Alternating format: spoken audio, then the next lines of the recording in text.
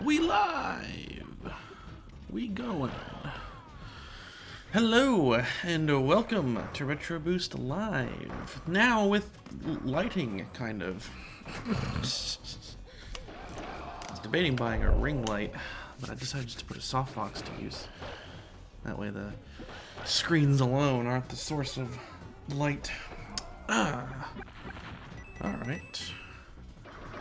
So, welcome. Last time, did a bunch of random gameplay across multiple consoles. This time, a little more focused plan.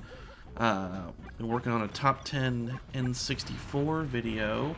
And what I wanted to do is kind of play all those games. Hello, Passix. Nice to have you here. Hope you've been well. So I got a stack of N64 games here, and the plan is just kind of to sample all of them. I've done capture separate of all this in prep for that video. So the idea just kind of is to see how I enjoy playing them all like back to back. And also I'm like heavily debating the placement of one of these on the list, but I won't say which. So it'll also be to kind of decide that aspect of it as well. Alright. Nice to have you here as well, Emigeddon. Welcome back. Let me switch it over to our main stage here. Alright, everything's looking good. Having the light source also helps with the reflection on the glasses, I noticed too, which is good. Alright, so first step, let's get our scene set here. Using the 5X Pro for probably all of this, although maybe I'll swap it over to the Rad 2X just for giggles. I'm going to start with Smash Bros. It's classic. First I'm going to enable the deblur, which you'll probably barely even notice on stream, but I'm going to record. I'm recording this, so there'll be a recording going up where you'll see that detail. But deblur off, deblur on, deblur off, deblur on. You can probably barely tell. I see it here on the capture. It's subtle. So first thing I want to do is let's get everything set up. This is going through, starts as SCART, gets converted to component, gets to my 5X Pro. I'm going to do 1080p over. Let's, there we go. And on the screen I can see borders. We'll do N64 sampling. There we are. Do a little bit of that them there. Cropping and scaling. Probably don't even need to mess with that too much. We'll see. I am indeed enjoying this spooky season. Tori is a huge horror movie guy. So we talk a lot about horror movies this time of year. He just saw that movie Long Legs in theaters and said he loved it. I myself have gone through some things. I'm more of a creature feature kind of guy than a slasher movie kind of guy. Alright, let's make sure. See, gotta make sure that that's good.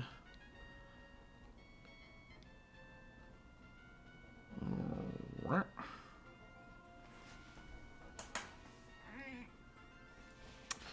And move over just a little bit. And 64, man. It's a pain to dial in sometimes. Alright, I'm happy with that. So, reset it now. Alright, top 10 N64 games. This has been like really hard for me because so the N64 was my original childhood game console. I would have been like, man, 6 years old when my parents got one. You can hear the game twice. Okay, I think I know why. Good call out. Boop. That should have fixed it. If that didn't fix it, let me know, because that should have. Or no, wait, sorry. This will fix it. Alright. If that didn't fix it, let me know. But that should have done it. I'll wait until I see confirmation. Or I'll just watch the stream myself. That's a my bad. That's a consequence of how Tori and I were doing capture for our Halloween videos, because it involved gaming on PC, and the mixer setup was drastically different than normal.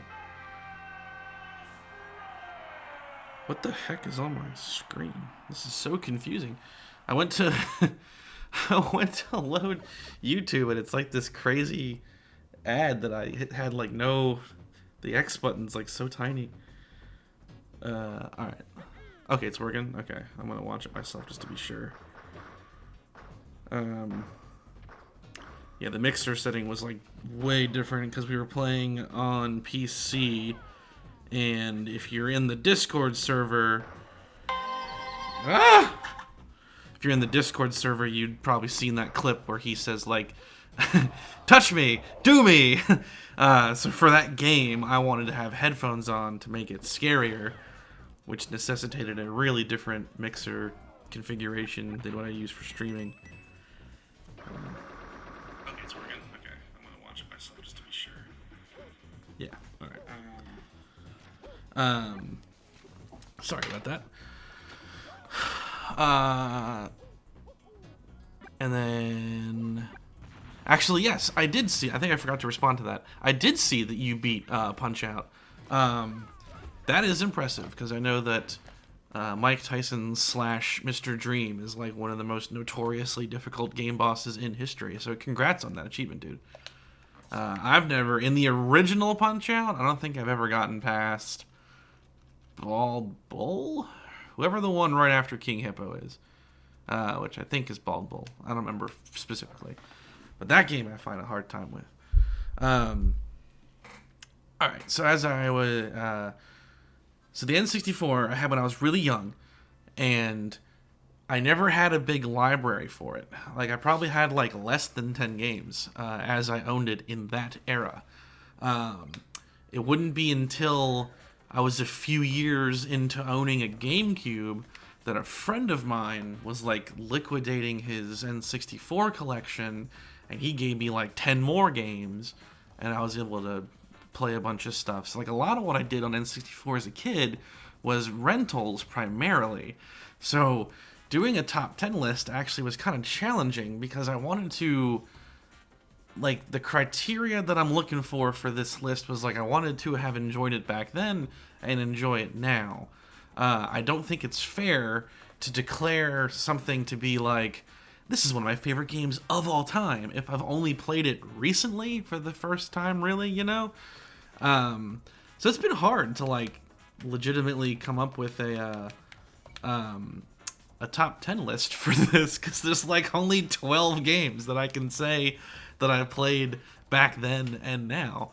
And even being flexible with the definition of back then, and including some of those games that I got in the GameCube era. So it's been tricky. It's not going to be as hard to do a top 10 list for other consoles. This is like the hardest one for me, I think. And yeah, I'll do Link. I will do Link. I wanted to start with Smash Bros. Though, because this is like a window into how I experienced a lot of the N64's, well, Nintendo's, rather, franchises. Because I got Smash Bros. Pretty early on. And, like, when I had it, I had not been exposed to a lot of these particular franchises. So, like, Smash Bros. Is how I learned about characters like Link, Samus, Captain Falcon, etc. I think the only one of these franchises that I would have already had would have been Kirby and Star Fox, and probably Yoshi. But, like, Pokemon Stadium was a rental for me at the time. I had never played Ocarina of Time or Majora's Mask on N64 outside of playing Ocarina for like 10 minutes at my godmother's house when I was being babysat by her. I played that on GameCube. Didn't get Mario 64 until like super late. Never played Donkey Kong Country 64. Although I don't even think I own that one. No, I don't. So yeah, it's weird. It's tough. All right, smash. Somebody has to be Link. Yeah, I'll be Link. Red's cool. Oh yeah, I would say that Mario Kart's more fun on the higher difficulties because of the sense of speed being increased. I find it really boring to play Mario Kart on 50cc for that reason alone.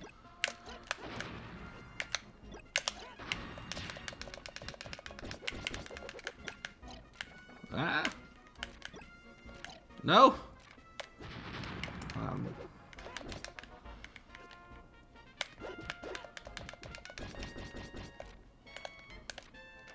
And what the? Oh boy. I don't want to be on the edge. It's dangerous when you're Link. Oh! Alright, that was cool. Ooh, boy. I'm using the Tribute 64, by the way. I love this controller. We'll see if it, the battery will last throughout today's session, or if I need to switch it up, because I like this one for N64. Well, okay, well, past 6, no one's played the Wii U, so you're not alone there. What a bizarre console.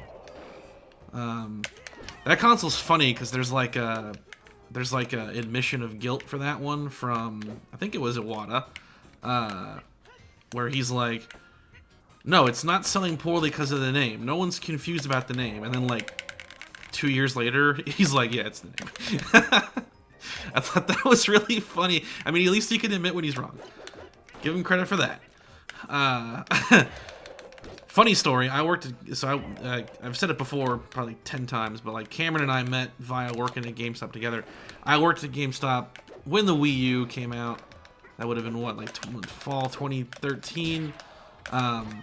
So I was there for the hype and then the launch that was bad.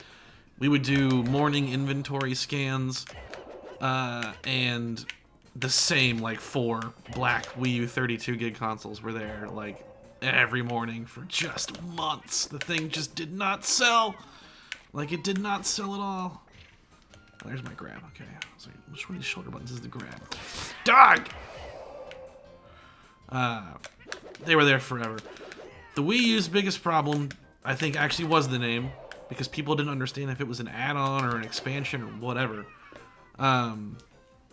When you look at the library of games, like the Nintendo first-party stuff, like, they're pretty good.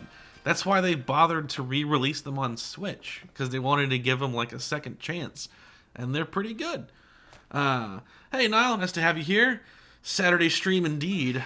I don't know if I'm gonna switch to Saturdays permanently or if I'm gonna do Saturday and Sunday, but I'm debating it. So there's like the games weren't the problem. The console is. That tablet thing is a tedious mess. Unfortunately, we had some technical problems. Tori and I playing Star Fox Zero on Wii U. Something went wrong with the camera, and it didn't. It recorded, but it didn't record, and we were devastated afterward, which is a shame, because the visual part of that is so important for that video to be funny, as you watch us mess around with that stupid tablet, and they have the game audios, like, coming from the tablet. Like, it's... I'm sure everyone's familiar with Star Fox as a franchise, where the characters will do little radio conversations, like, come on, Fox, I got Emmy on my tail. For Star Fox Zero on Wii U, their dialogue exclusively comes from the tablet. Like, that is such a horrible decision. Oh, ow. And whoever came up with that should be fired. Even if they already left Nintendo. Fired again. It's so ridiculous. So stuff like that is like what made the Wii U a catastrophe. The Wii U Pro Controller, though, is pretty sick. For the games that... Ooh, he got me. For the games that support it, the Pro Controller was pretty great.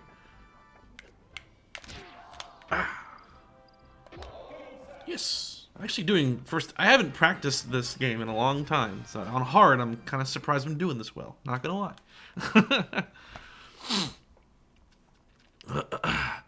Yes, like, yeah, Mario 3D World and stuff. Like, 3D World, was it Tropical Freeze, Yoshi's Woolly World, and there's more. Like, they ported a lot of them to the Switch to give them like a second chance, and they got good reviews because they're good games.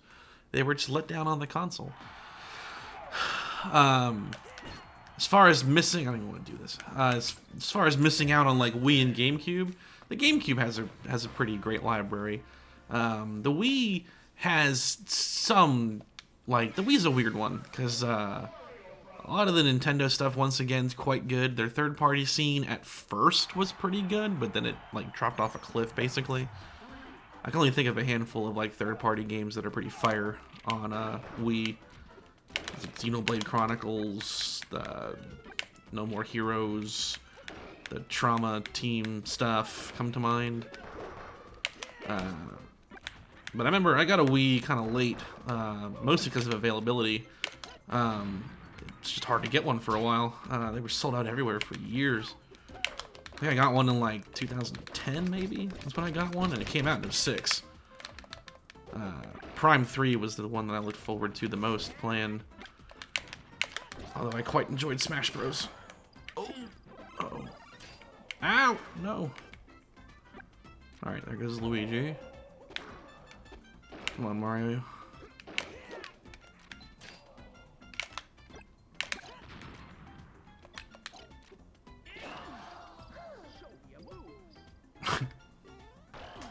Oh! Starmie got him. Oh yeah, I've played Pokemon Stadium multiple times. Don't be embarrassed to say that you haven't played Smash Bros. Or Pokemon games in N64. I'm sure I can win the contest of being embarrassed not to play insert game here. I've never really played Majora's Mask. That's one I get a lot of strong reactions from people about. I had rented it as a kid, couldn't figure it out, never went back to it ever again. Although I do own it, so I could, but just haven't. Oh boy.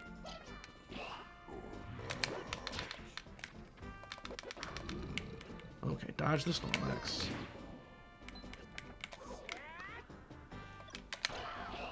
Ha!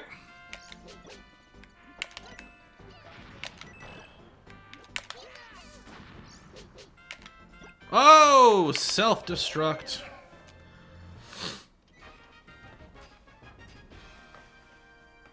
Star Fox on SNES is pretty cool. I've never beaten it. I've gotten like halfway through it before I get like a game over or something, or I get confused. But I do like it. Star Fox 64 is one of my favorite games ever. I don't think I've like outright hated any Star Fox game I've tried. Even Zero, as weird as it was, Tori and I did have a pretty fun time with it. And Star Fox Adventures, although definitely a flawed game, I still have a soft spot for. I wish they'd do something new with it. Stack up the damage. Oh, don't let him get that. Don't let him get that. Oh, okay.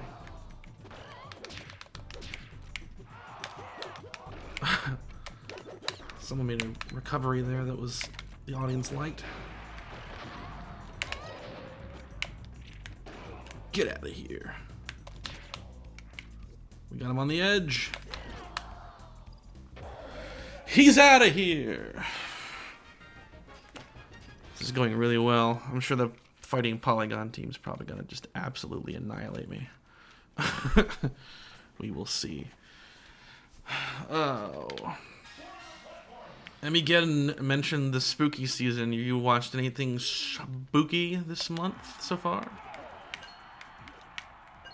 For me, I rewatched some of the Scream movies and one of the Nightmare on Elm Street movies. I think it was not actually a Nightmare movie. It was the Wes Craven's New Nightmare.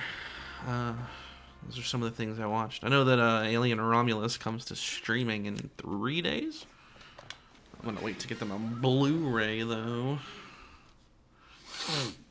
Anyone else getting into the spooky season? Oh my gosh, Metal Gear Solid, and I don't think it would fit. They'd need like 3 cartridges. But That would be really interesting, because that game's like scope level to level on a technical perspective is probably very achievable on N64. But think about the control scheme on the N64's original controller. Oh boy, you'd almost want to have that GoldenEye optional like dual controller setup.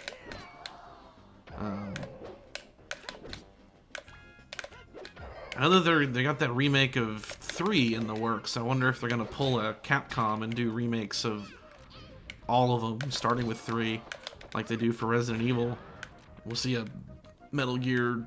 I guess it'd be Solid. It'd be the next one to do the original. Oh, that's not mine. Ah. Oh.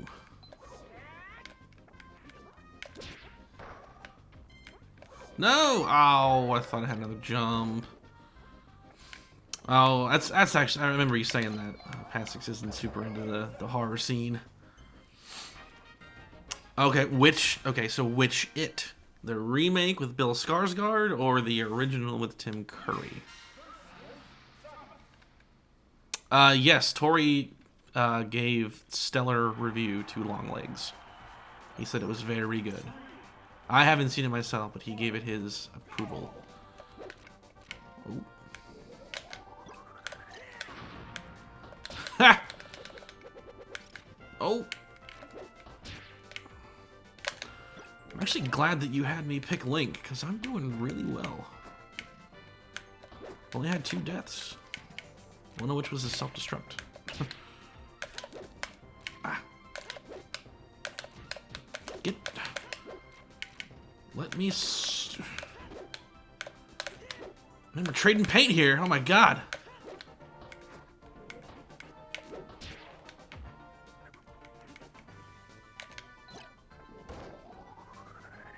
Bomb. Whoa. I like how reflexively I'm trying to do moves from like melee / Smash Ultimate, like mid-air dodges and whatnot. Those don't exist in this game. Hey! Ooh! That's it. Oh, the original? The original's pretty fun. I like it. The kid actors are, like, genuinely good and likable.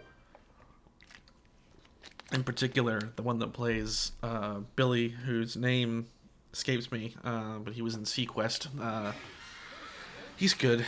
Tim Curry, I think, is more funny than scary personally, but he's still an enjoyable antagonist. Like, he's mean.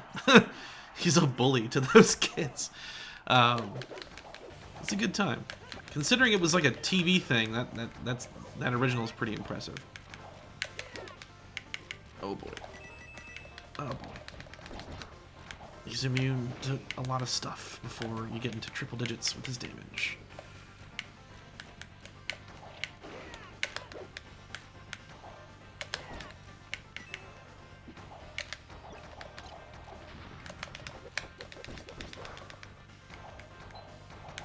Oh boy. Oh boy. Oh boy.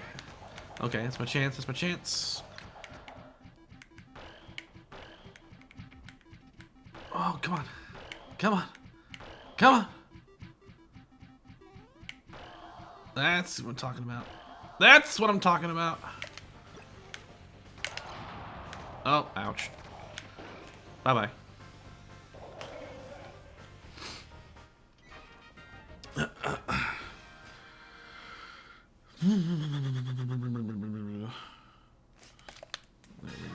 we go. There we go. Race to the finish. This is the only one I can't self-destruct on purpose.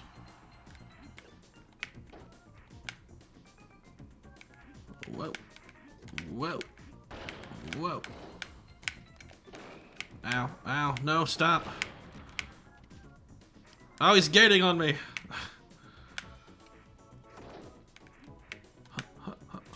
No, no, no, no, no. Huh. Sucks for you. Ah. Not bad, not bad. First game you ever beat when you were 5 was a Ghost Rider game? That's pretty cool.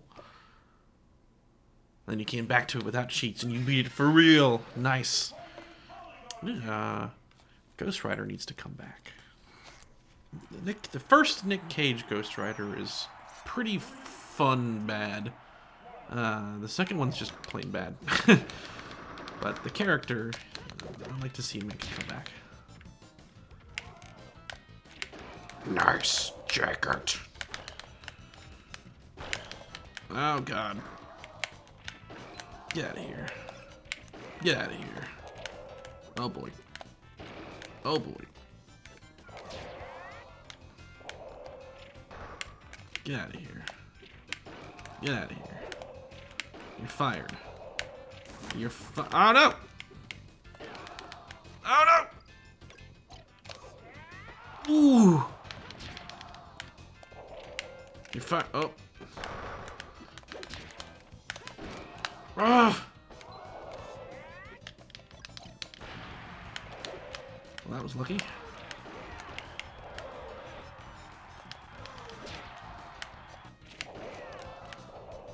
I think I'm halfway. Oh, that's it. Ooh. Could have used that a minute ago.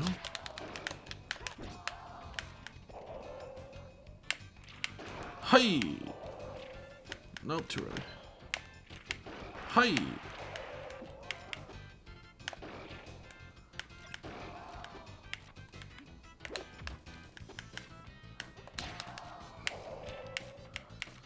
Oh god, get out of here, DK.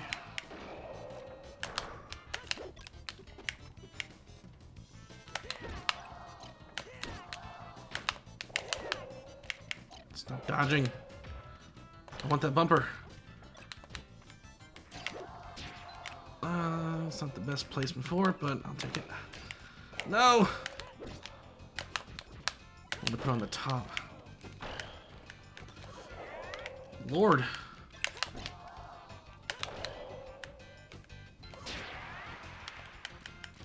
I want to die twice. No. Ooh. I'm just gonna avoid me.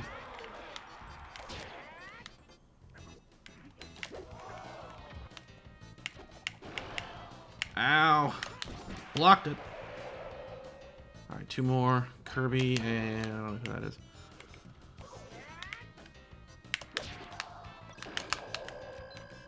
Oh, man.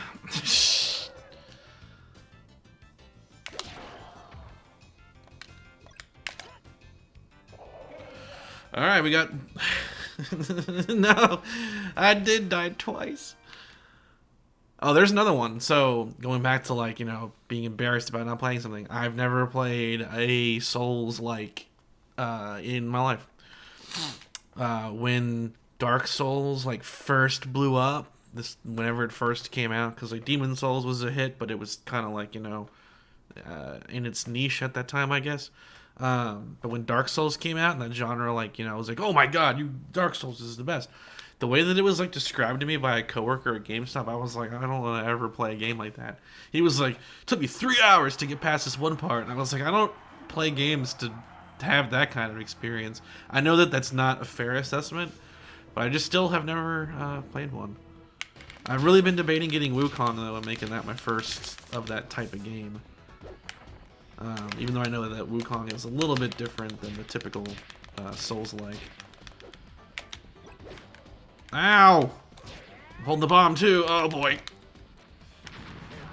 Oh, that wasn't good. The bomb screwed me up.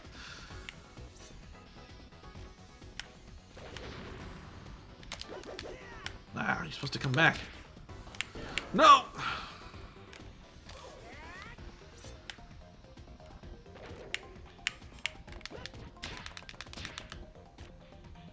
Hi.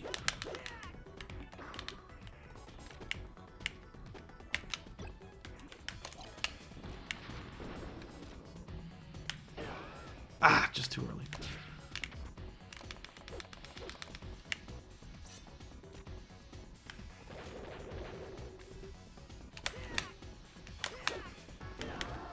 Oh, I was on the far right side, so that's good.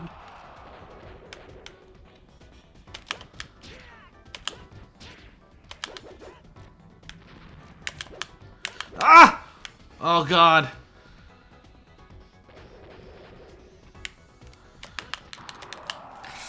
One try!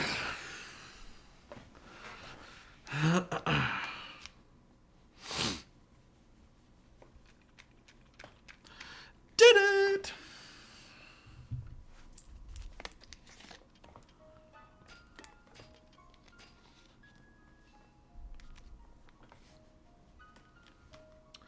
Cheap shot. Screw you.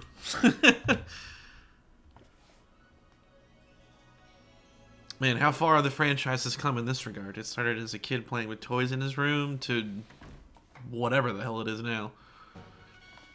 Friggin' wars between heaven beings and weird. I don't even know. I don't even know. I don't know.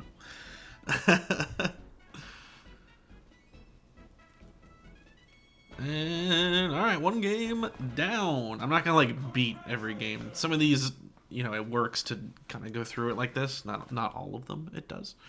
Alright. Grab the next one from the stack. Let's shake it up.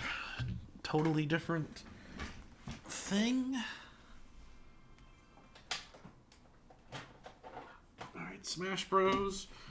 Definitely a childhood favorite. Really enjoy it. Oh, let's play a licensed game.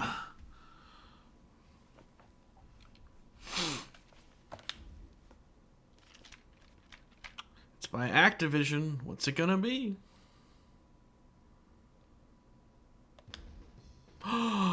It's Spider Guy.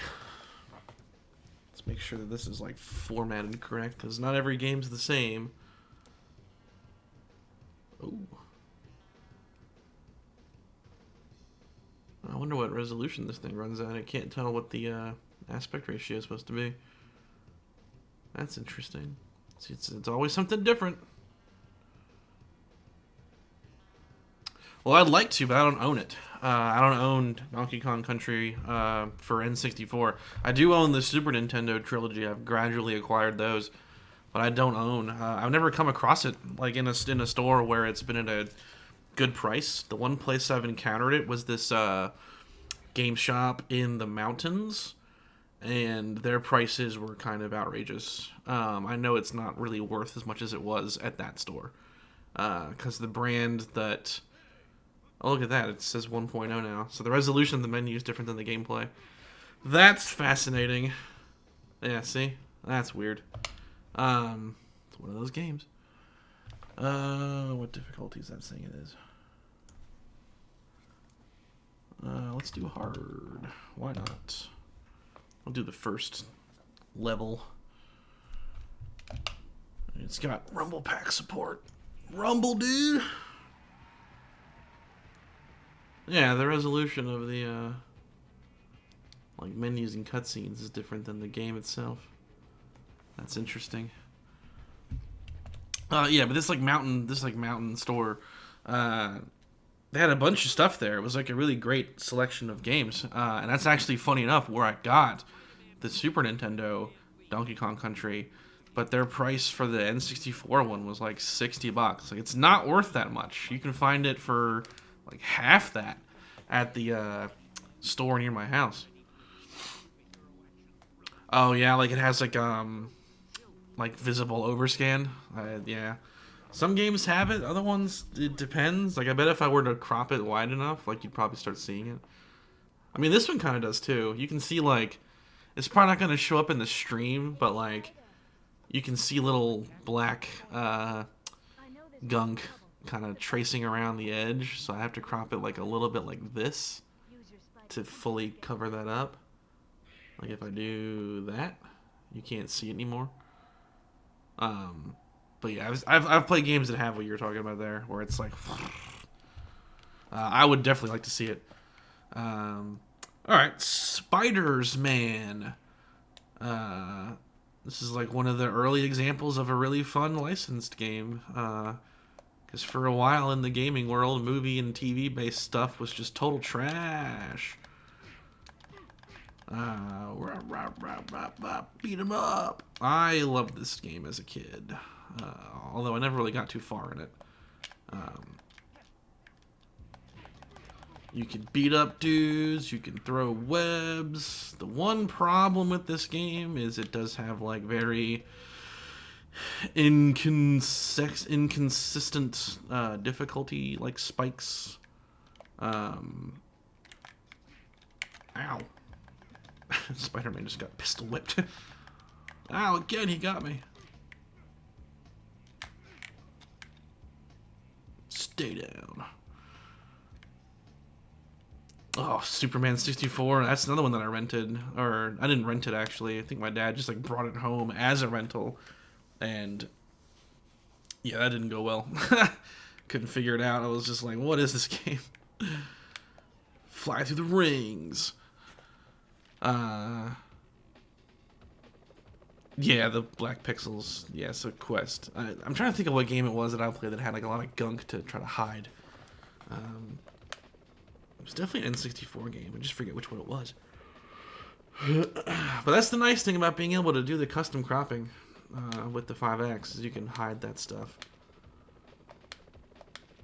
The NES and the Genesis are two examples of consoles that you experience a lot of overscan that the 5X Pro will let you hide. I'm just gonna hit B. I can't believe they shot down those police choppers. Yeah, just my luck. I'll probably get blamed for that too. Is that the bank ahead? A black cat here is voiced by Jennifer Hale, who has done like a million video game voice acting roles. One that a lot of people probably know her from is being the female Commander Shepard from Mass Effect Trilogy. I think she voices Mary Jane Watson in this game too.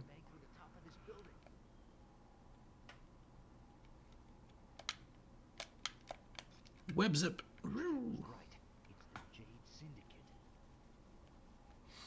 Alright, so now we're playing like a stealth game.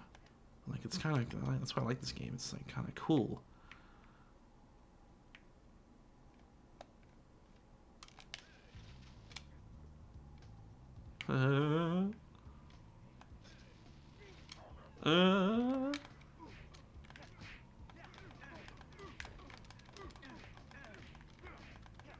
I'll take you all on. That's the last one. Still all right. Nope.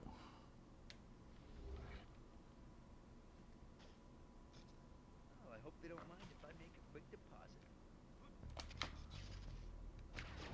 Ah! Oh gosh.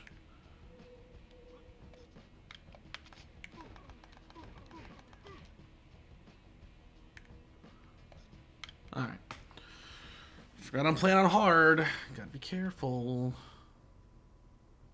We do have hostages. To make sure they don't get hurt. It's like we're playing Spider-Man Arkham Asylum here.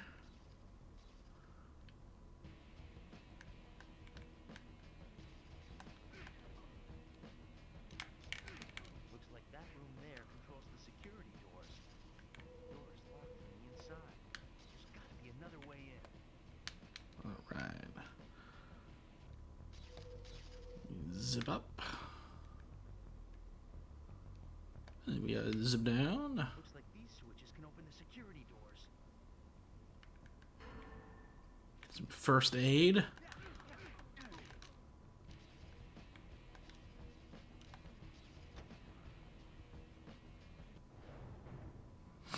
Spider-Man has definitely had some good games over the years. I even thought that the movie-based ones off of the Andrew Garfield ones were pretty decent. I did play the first of the two Insomniac Spider-Man games. Thought it was fantastic. I haven't played the second one yet. Or the Miles Morales expansion.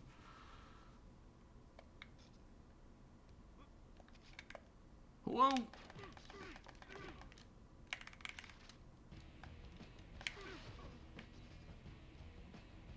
Wow. All right. I did that on purpose. If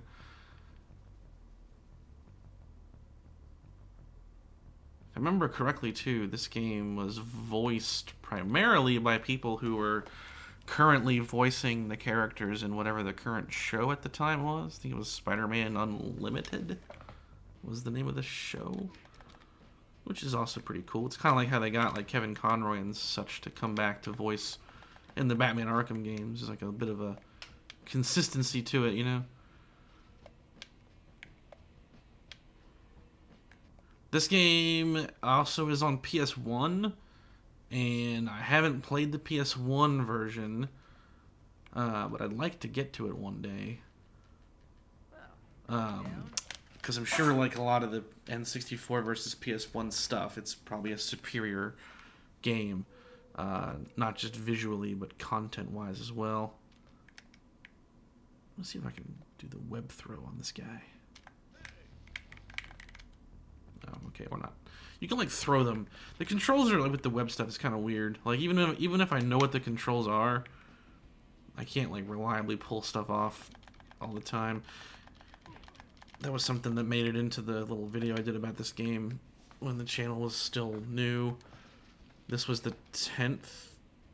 Oh, this was the 10th game review I did. Was this game?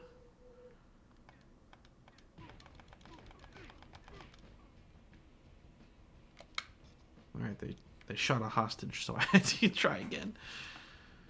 Oops. There's a lot of them.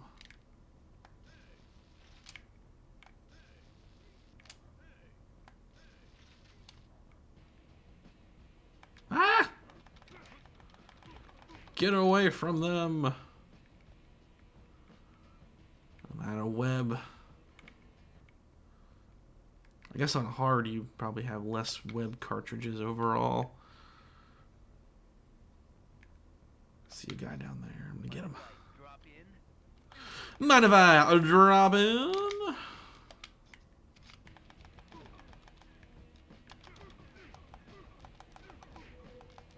going on out here? Ah!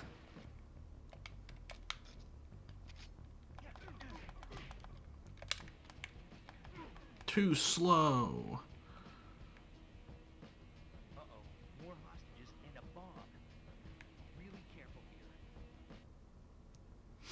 More hostages and a bomb. Big safe. Alright.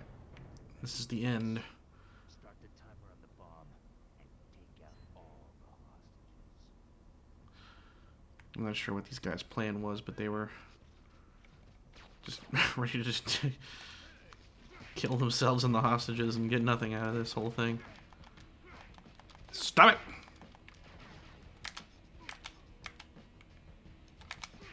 The robbers have been taken care of, but what can I do Alright. about the bomb? Somebody think. And now we throw the bomb in the safe. If I have enough time, we'll see. And then it's mission accomplished.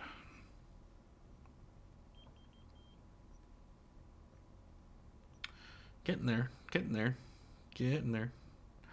Almost, almost, almost. Meh.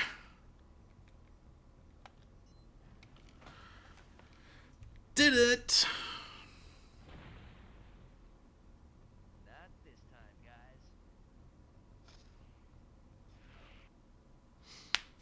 guys. And that's the first level of Spider-Man. I like this game quite a bit. I think it's just kind of fun. It has like pretty insane difficulty spikes here and there.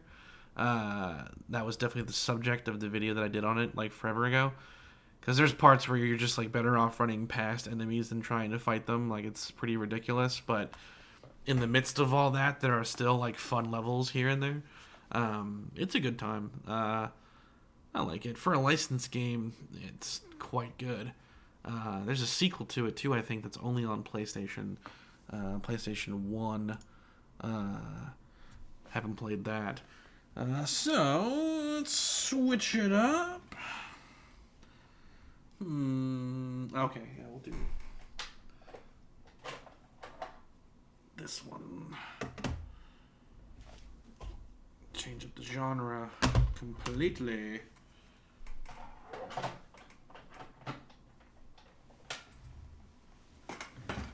Ooh. What is this one gonna be?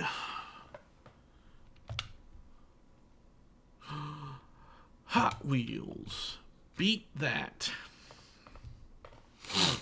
Now we did Activision, now we're doing EA. Hot Wheels Turbo Racing. This one also has like a really different cropping situation. Ooh, alright, look at that.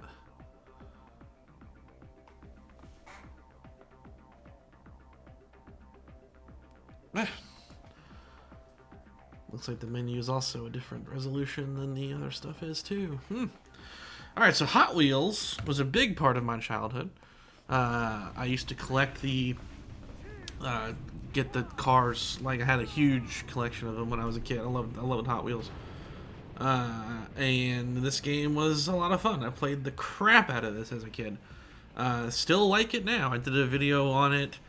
It was the 11th game review I think I did, was the PS1 version of this specifically, which I'd never played before until then. The PS1 version, obviously if you were to play it with like RGB, looks a lot better, but also has more content, because the N64's cartridges, you know, they were notoriously low in storage capacity compared to what the PS1's CDs could do at the time. But I still love this game.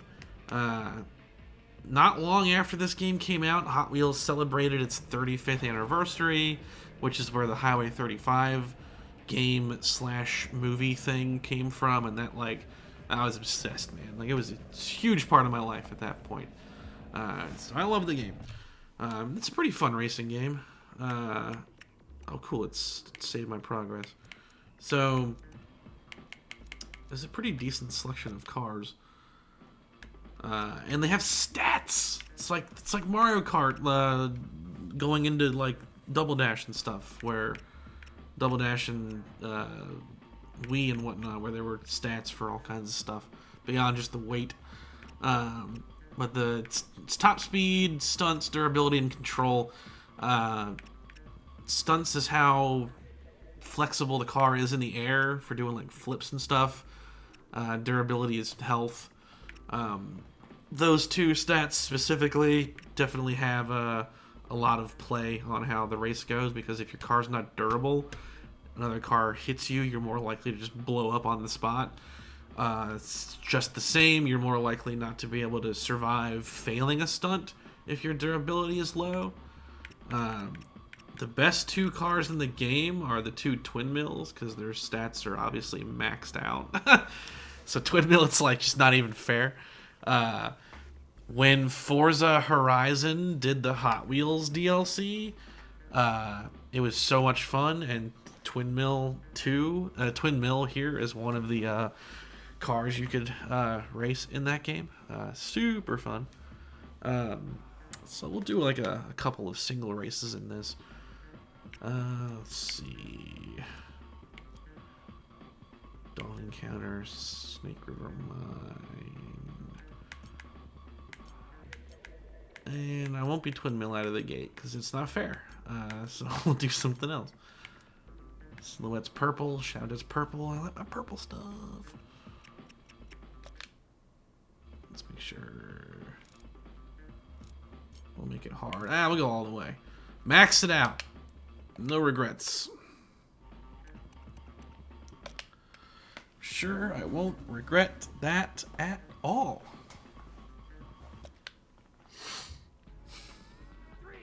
Oh, what the heck?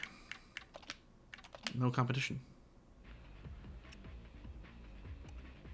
Race. Oh, it's practice, that's why. Exhibition race. There we go. Okay. Attempt number 2. I'm gonna regret it real hard. You watch.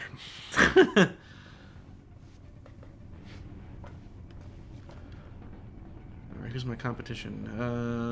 No one's scary. They didn't put twin mill in there, so probably all right. Come on. All right. You do stunts to earn turbo, and you use turbo to keep your speed maxed. There's no drifting or anything like that. It's pretty simple in that regard.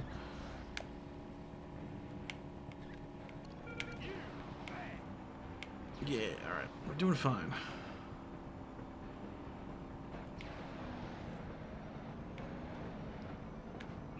No.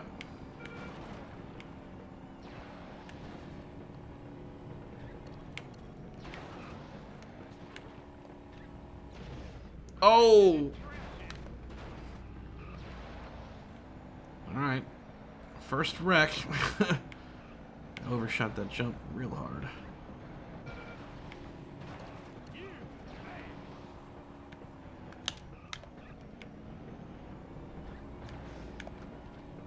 They do have items, so the one I just got is if anyone touches me, they get destroyed instantly. Like that. Uh-oh.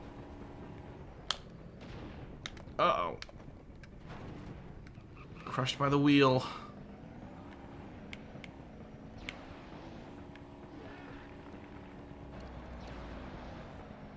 Alright, some regret.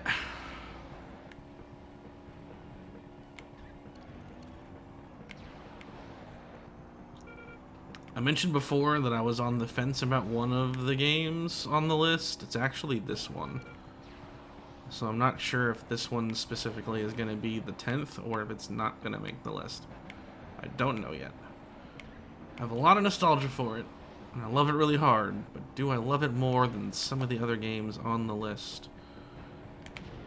Oh! Oh. Get back in there.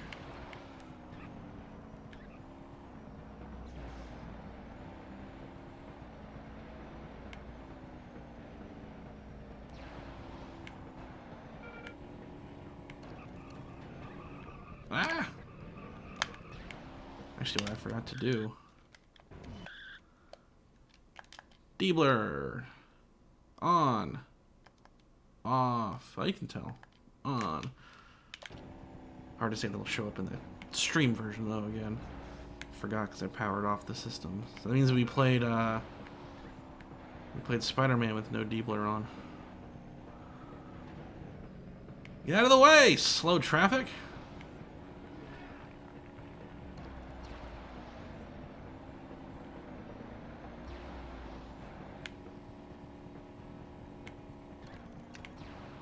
Gotta do more stunts. Or just save up turbo.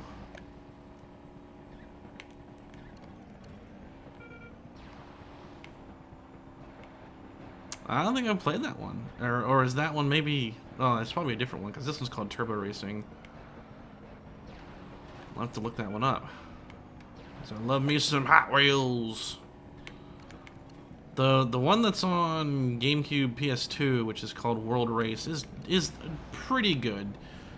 The turbo situation, like, it has the same mechanics that this game does. Like, do stunts earn turbo, but instead of earning, like, individual boosts that you can just burn, you only ever build up one boost, and you kind of have to use it for the game's, like, shortcut system.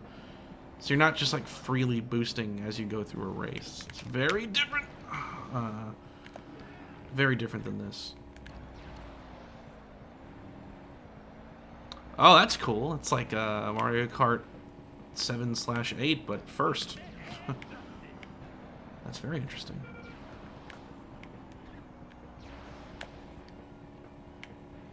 Right now, I got the rhythm.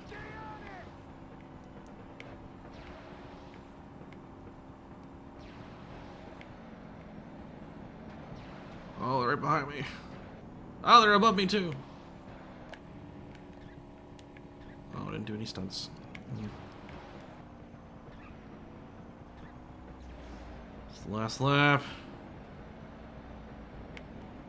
Yeah, I'll just scream that. Get out of the way! Slow traffic!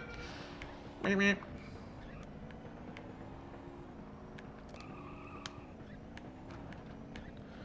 4x4 power up. Ah!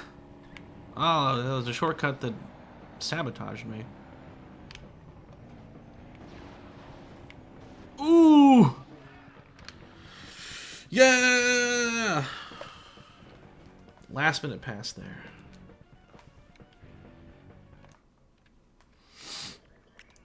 Out of the way, slow traffic.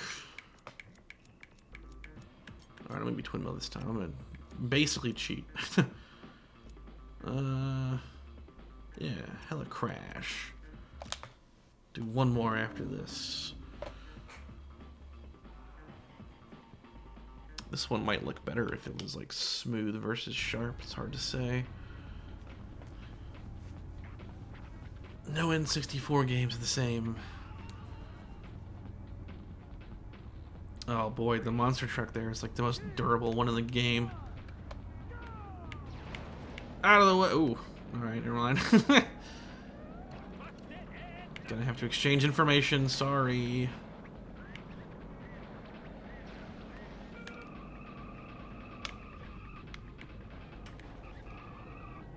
Turn around.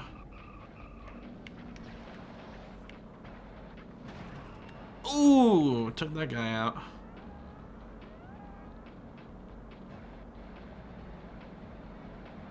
Come on, twin mill, go.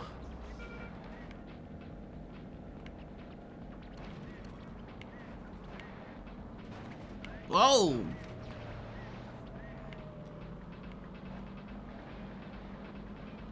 Oh, that works.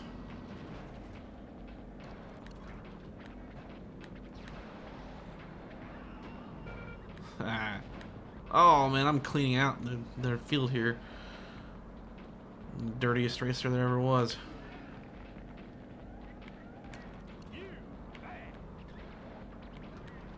Oh, got the poison again. Here's I don't know if it's gonna still be there, but you unlock cars. Oh, like that. Found one. Ooh! So some of the cars you unlock by completing championships, others you find in the levels, which when I was a kid, like I was obsessed with exploring the tracks to find them. So we'll see what that one was. Get off my back, Lake Stir. Oh no. Nope, didn't even matter. So that was the durability stat right there. Like I was able to fail that stunt, but then still recover afterward.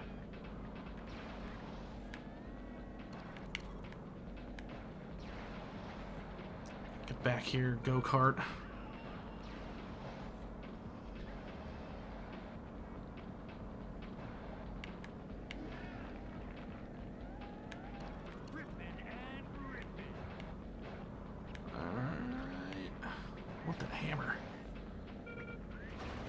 Out of my way! Uh-oh.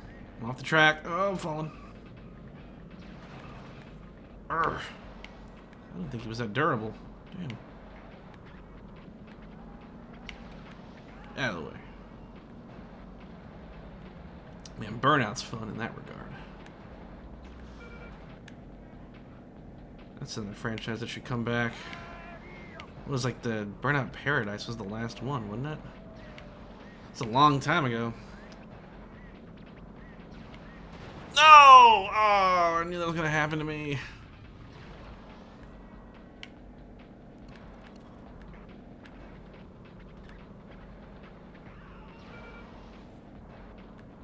Got smashed. Yeah, I have like 2 and 3, I think, for GameCube, and then I have the first one on Xbox. I remember playing Burnout Dominator kind of specifically when I was younger. I think that's the 4th one.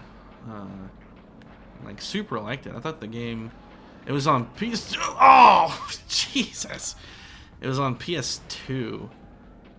Oh man, the checkpoint for that's busted. I gotta go all the way through this again.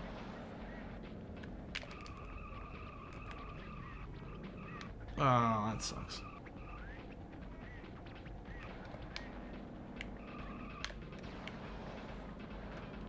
I don't even know what place I'm in. Dead last, I guess. RIP. I really enjoyed it.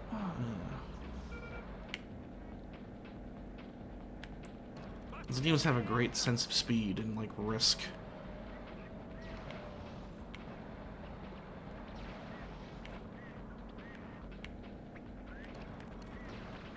Yeah, I'm dead last. Oh, jeez.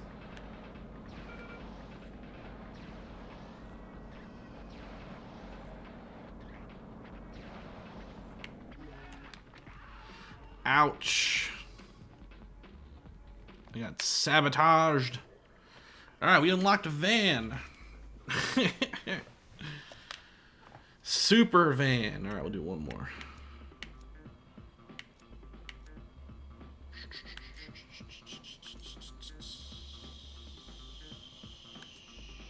Sludgeworks is a long one. Road to Rustwell's. Classic. Ooh. Well, let's use the van. We just got it.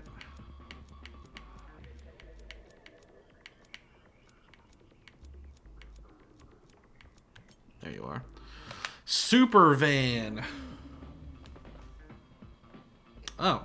Press panic to fix your car and get back in the race. I just love it. Panic! The dedicated panic button.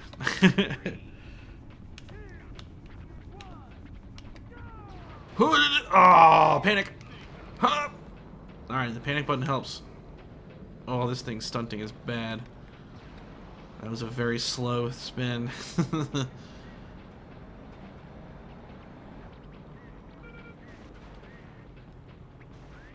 Panic! Do a barrel roll. Oh, it's actually alright at that.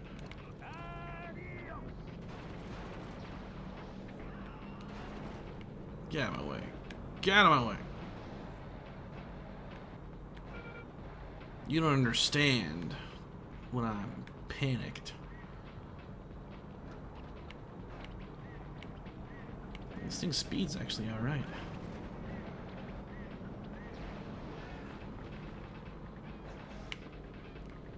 Oh god, the stunting is so bad though. He has the hammer, I can't touch him. He'll crush me. Free turbo. Oh.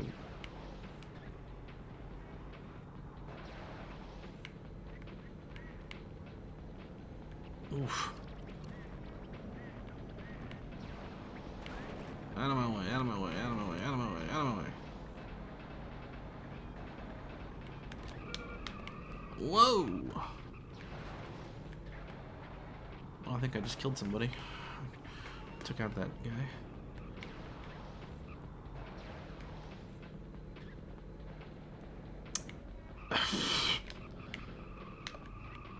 Oh boy. Super van's not doing too hot.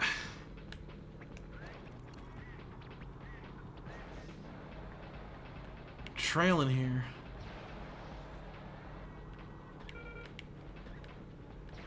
Hey, that's not cool. Don't do that.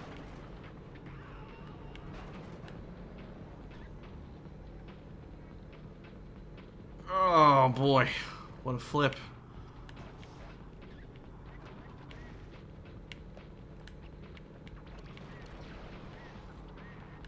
Wow. Well, at least fifth isn't last.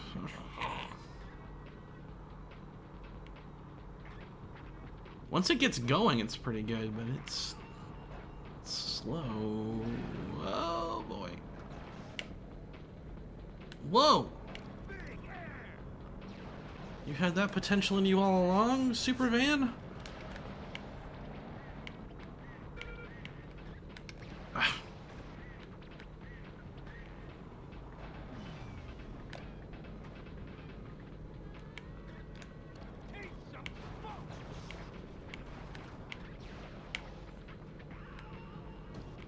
Alright, recovering. Might be like a third, we'll see.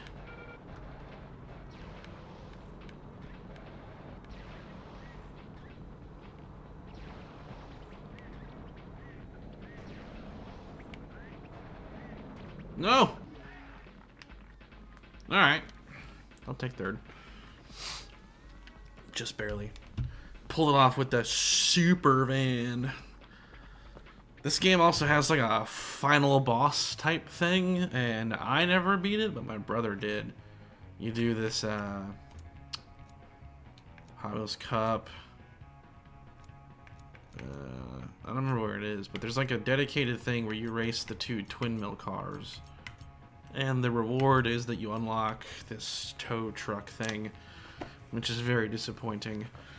Alright, next game. See, Hot Wheels is pretty fun. I don't know if it'll make the list. It might. If it does, it's definitely going to be 10th. This is the one that I know is going to be 10th place. Unless something really changes with the other ones. Which could happen, but I find that unlikely.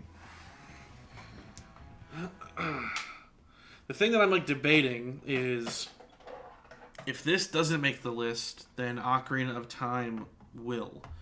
Which I don't know if I like that, because I never really played it on N64. It would technically be a favorite GameCube game. But it debuted on N64, so I don't know. I don't know.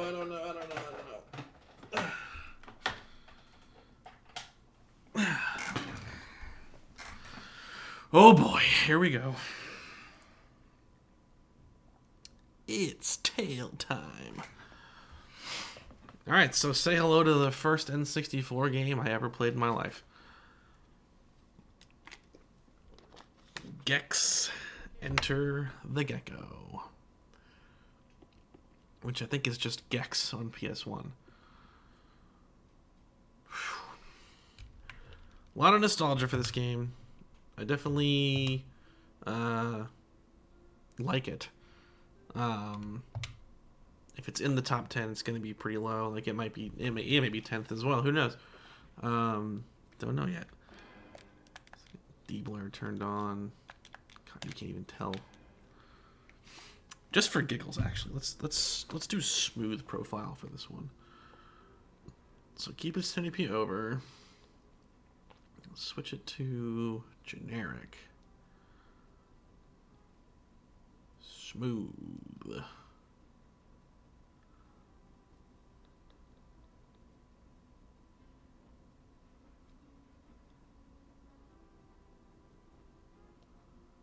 And then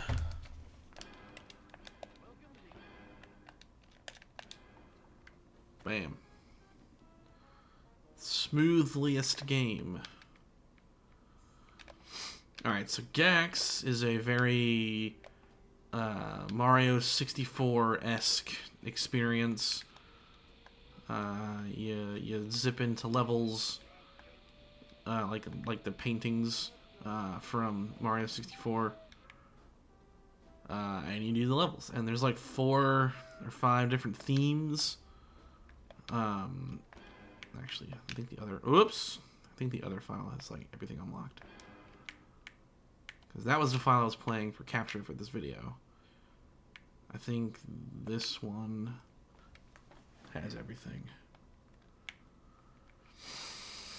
Ooh, Gex is voiced by comedian/writer Dana Gould. They recorded like, they recorded like 700 something lines of dialogue, but like the N64 version obviously doesn't have the memory for that, so only like a tenth of all that is in this game, is in the N64 version. So if you play it on PlayStation, you hear a lot more of his material and jokes and utterances. On N64, it feels like he only has like 10 lines that he's constantly repeating. But so this was the first N64 game that I really ever played. Makes it super nostalgic, obviously. It was this and F1 Grand Prix, which my dad actually played more than I did. So I love it a lot. And it was like a multi-year journey to beat this, but I did beat it as a kid. It just took forever. I'm only going to do like 1 or 2 levels here. Probably the 2 most nostalgic to me, which would be this one and the space one. So this one's the dinosaur-themed one. Got some lava. We gotta get our way there. At 1 million years, Add 1 million years, 2 white tigers, and we're at Siegfried and Roy. See, like, as a kid, I wouldn't have in any way understood what the hell he was talking about. So it's one of those games that when you play as a kid versus an adult, like, you get more of it. Whether it be just the references in general or whatever, you know. I always liked how he has different themed costumes for the levels. There's more of that in the PS1 version. There's more levels in the PS1 version. There's more bonus levels, and there's like 1 or 2 more core levels. It was very surprising to play the PS1 version, which I didn't do for the first time until the first year I did the channel, actually. It was like 2020. And it blew my mind how different it is compared to the N64 one. Ah! Die! I might die.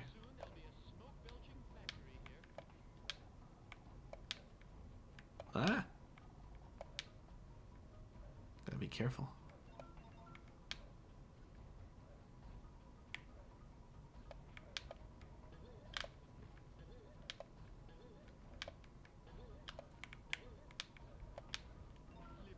Did it. They're bringing it back, kind of. It's that, like I mentioned it before. It's supposed to come out sometime in the next like month, but Gex. I think it's all 3 of them. I think it's the original. What was it on 3DO, or Jaguar? I don't remember what it was. Whatever the first one came out on. It's that one, this one, and Gex 3 are all coming out as part of a limited run production. They announced that like 2 years ago.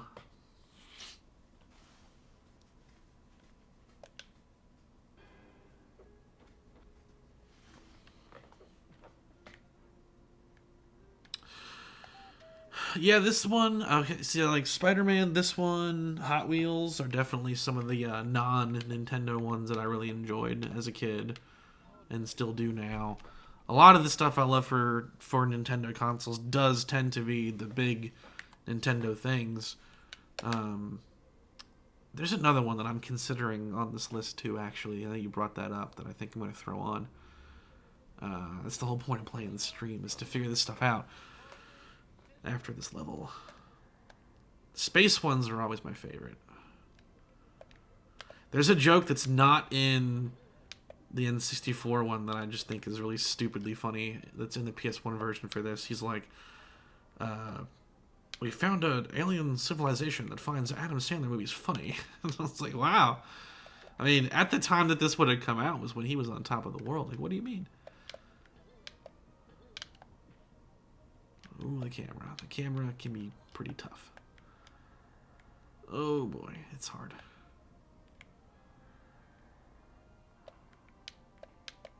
Yoink, yoink, yoink. Give me air.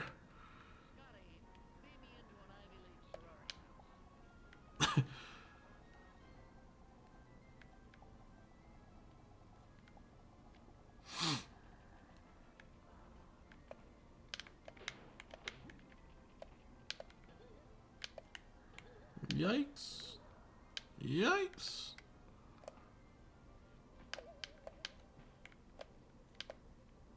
Ah.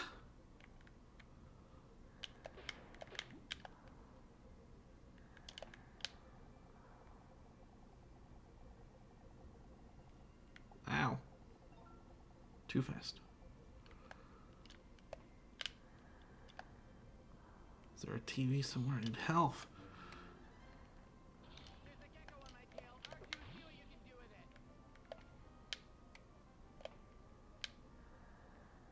Oh. I'm not sure what mission I'm doing right now. Maybe we're right. I don't think it's Ride the Rocket.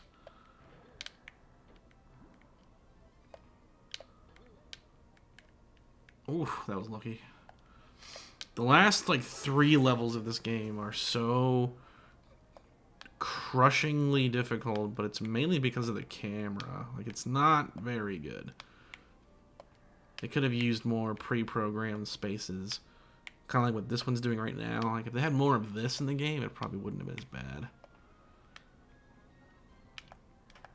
But I remember getting pretty angry at the final few levels when I played this for the channel way back. Yeah, he's already repeating himself. He ran into dialogue. Oh no! Gotta be careful.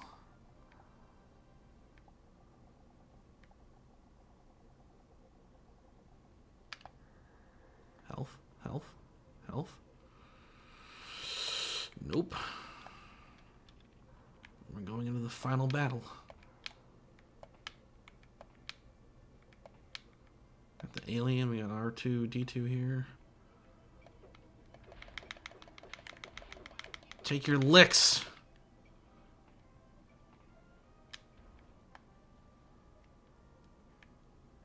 Ah!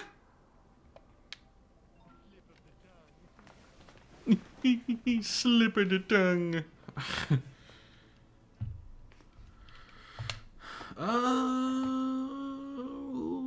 Gex.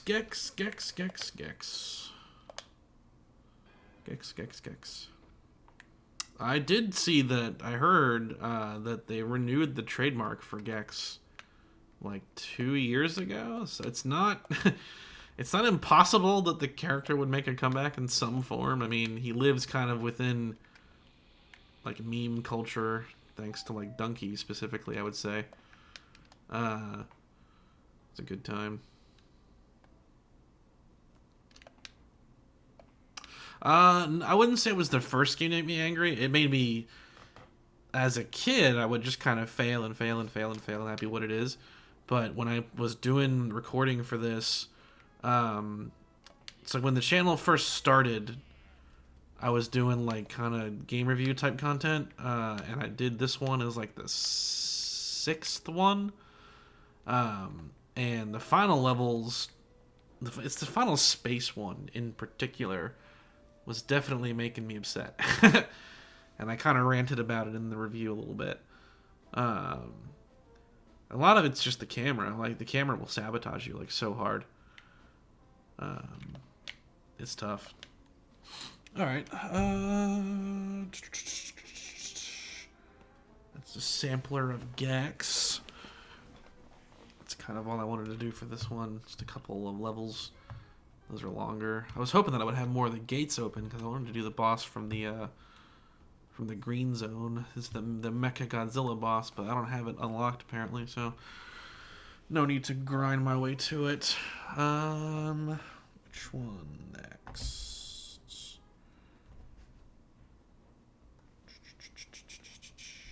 Yeah, well, this one's kind of a given.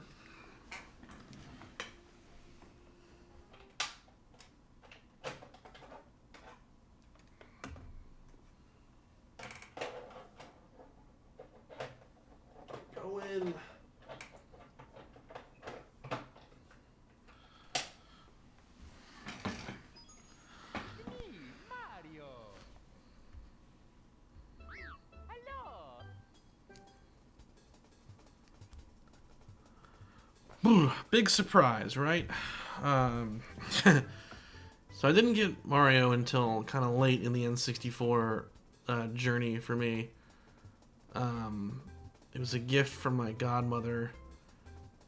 She sent it like in the mail, and I got it one day, and I was just like, "Oh, I finally have this game," because I knew about it. Like, I had friends that played it, and I knew it existed.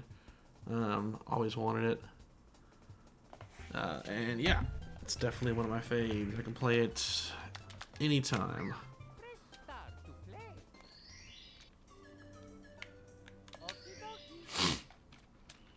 I never beat it. I never got to 120 in its original heyday. I did that kind of recently for the first time.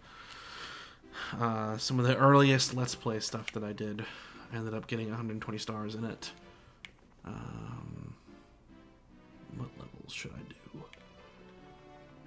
Well, let's do some of the Bowser stuff, actually.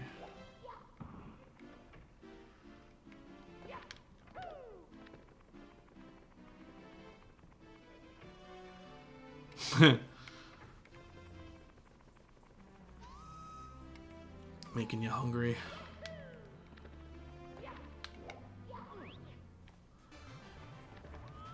This is probably one of my favorite Mario levels ever. No! There we go.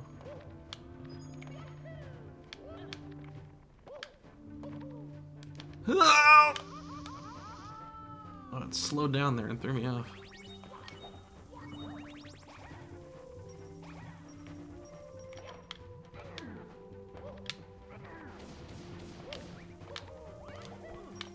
Ah! I can do it. I can do it!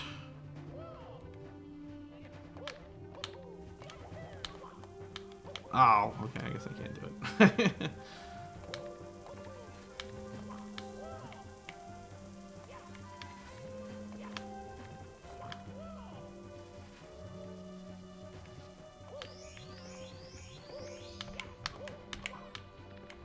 Ah! Ah!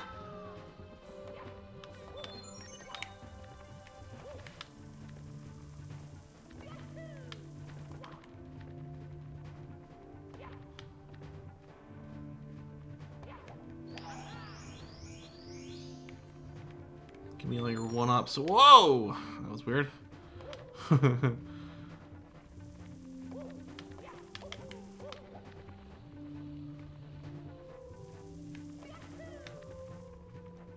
No, missed the boat.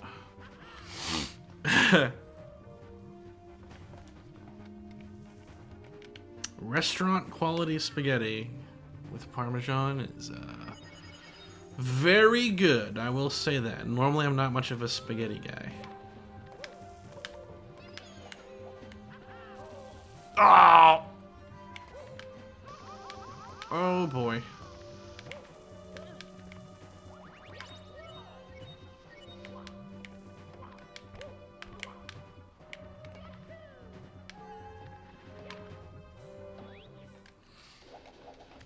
Alright, did some tricks there. Did some tricks.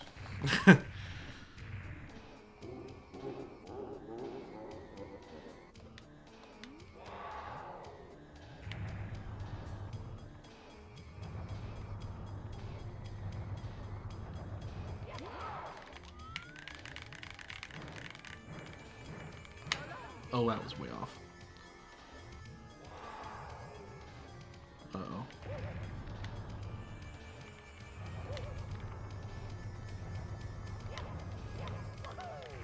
Ah!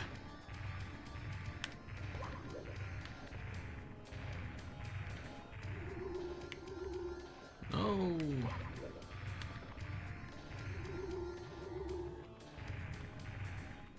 Well, use your fire already, you coward.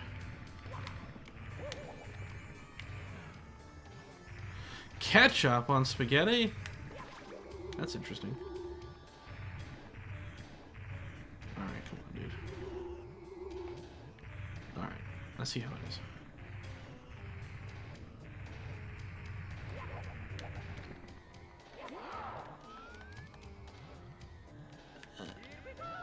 Ow! I don't think I've ever taken this long to, usually I get him that first try. But I missed him real hard.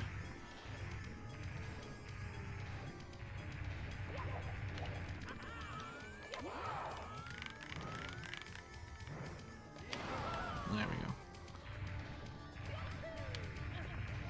You done.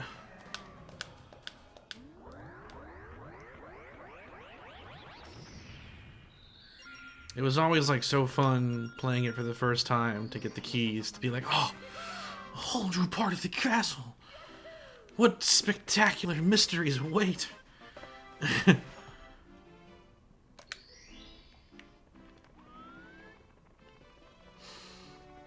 Let's see if I can beat it. Let's do the last one. Probably can, without multiple redos. Motion detected at driveway. Motion at the driveway. Let's see what that is. It's a squirrel. Fire the torpedoes.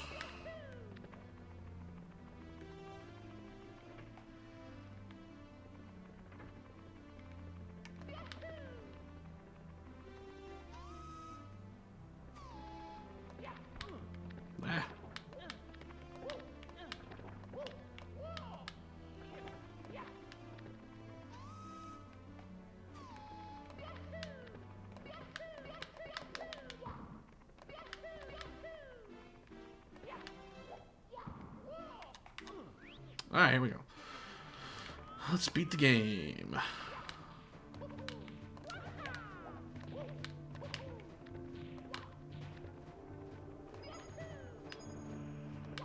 Whoa, weird.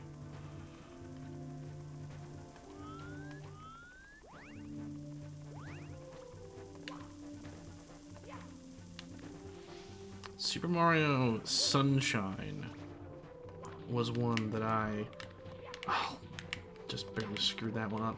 I didn't beat that one for a long time. That one I, for some reason, had a harder time with than this one. Sunshine is just like kind of notoriously difficult at certain points, and you can't play the levels freely compared to this one. Like, you have to do them in sequence. Oh my god, come on. I'm not even trying to be like super fancy here, I'm just trying to have fun. Alright. Alright.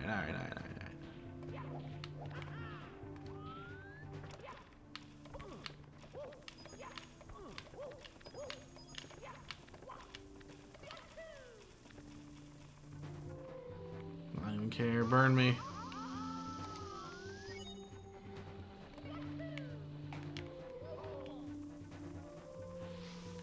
Oh.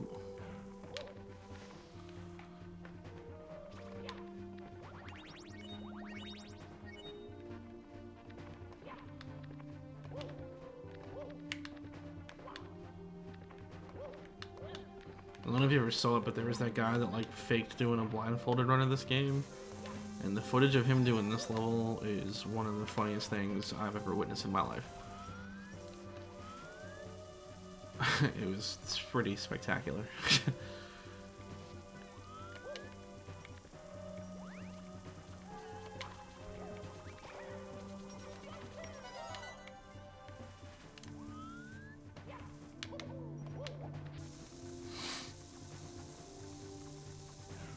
Yeah, you saw it? Yeah. I mean, the first of many red flags would be just, why would anybody adjust the camera, period, if they can't see? But some of the stuff that he did definitely crosses the realm of insanity. Come on, go.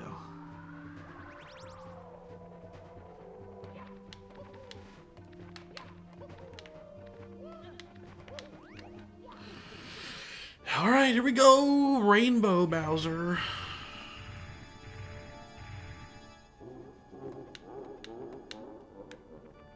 Bring it on, creep.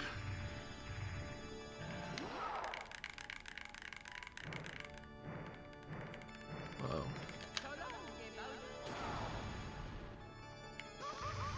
Ah!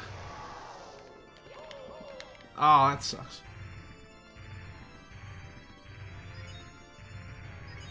Oh!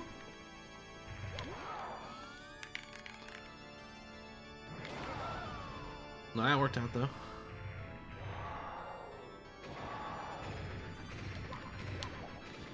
Oops.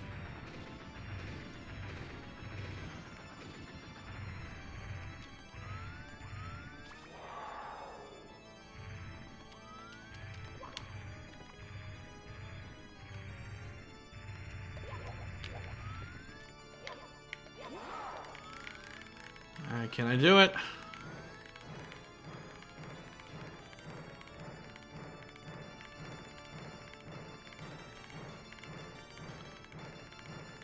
Hi! Yo, first try. All right.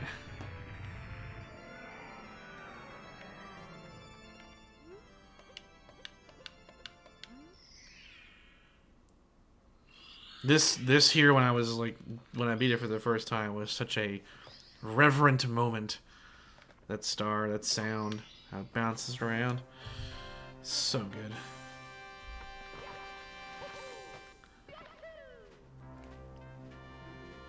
This is probably one of the more impactful end credit sequence of any game I've played too.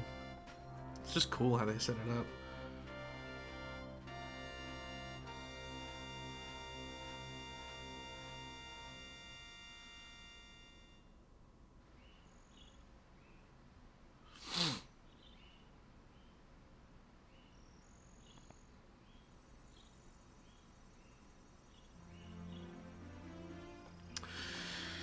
I guess Mario and Luigi Brothership is gonna be one of the first kind of big games that Charles Martinet isn't the voice of Mario, because he didn't voice him in Mario Bros. Wonder.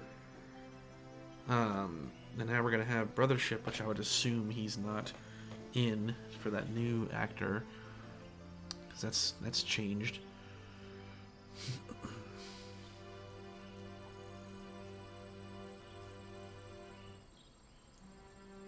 They gave him 2 roles in the Mario Bros. Movie, which is pretty sweet.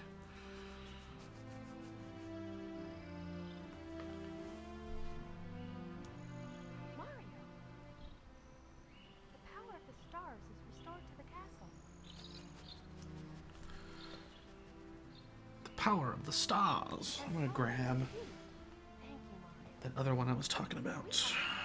The X Factor game that just occurred to me I did love a lot and should top in.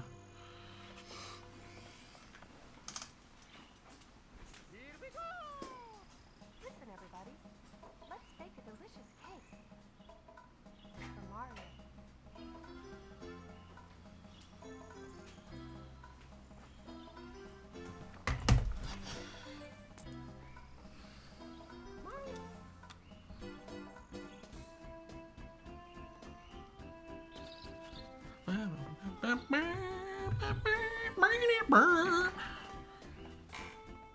Yeah, you want to see use the cannon? Absolutely.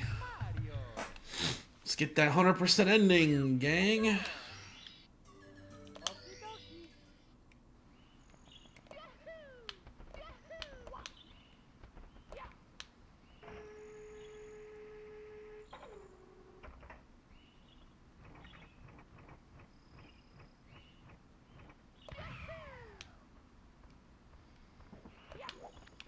Nice. It's our buddy. It's been so long since our last adventure. If I waited here, I'd find you. Give me a new game. Seriously. Thanks for playing Super Mario 64. This is the end of the game, but not the end of the fun. We want you to keep playing, so we have a little something for you. We hope that you like it. Enjoy the Super Mario 64 team.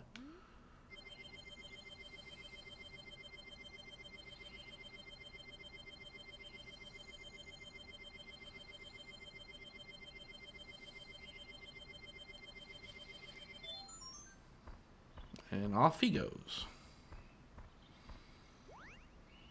And I think also you get like a different, you do like a screw attack instead of the normal jump. Woo! How fun. One big one off the front. Whee! Oh. Alright, Mario 64. Definitely one of my faves. Can play it anytime. Super fun. I have played the 2-player mod thing for it as well. That's a lot of fun too. The second player plays Luigi, and there's a glitch where when you get a star, if whoever gets, it doesn't matter who gets it, if Mario or Luigi gets a star, if you like punch them or jump on them to make them flinch during the star animation, they get knocked out of it, and you can continue doing the level. Like you can get you can clear out a whole stage, get all 6 stars in one run if you do that. It's so funny. Thanks for joining Hemigeddon. I appreciate you being here. Have a good night. I feel you on the lateness there.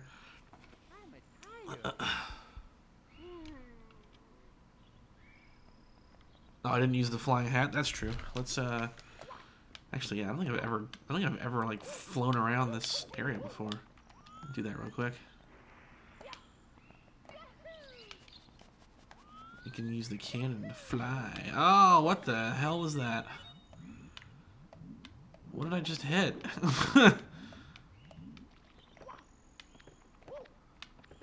Get up the hill.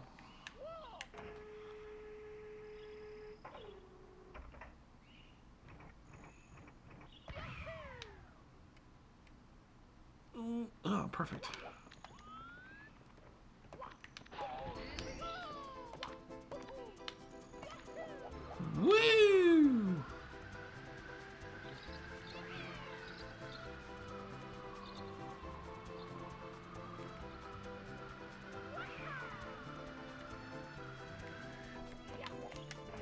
Alright, what I'm gonna do here is fly under that bridge.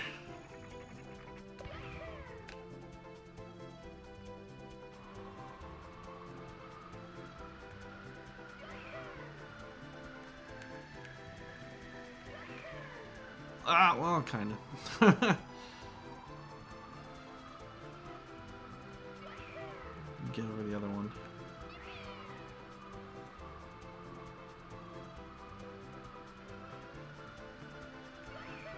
Woo! Oh, I get like stuck on something there. Oh no! Oh. Alright, Mario 64. Love it. We're about halfway now. Alright, here comes the one that I'm also debating. Now that I think about it, I should have included this one in my original thought process. This is going to be random as hell. A sport game? What's going on? Out of left field productions? How topical.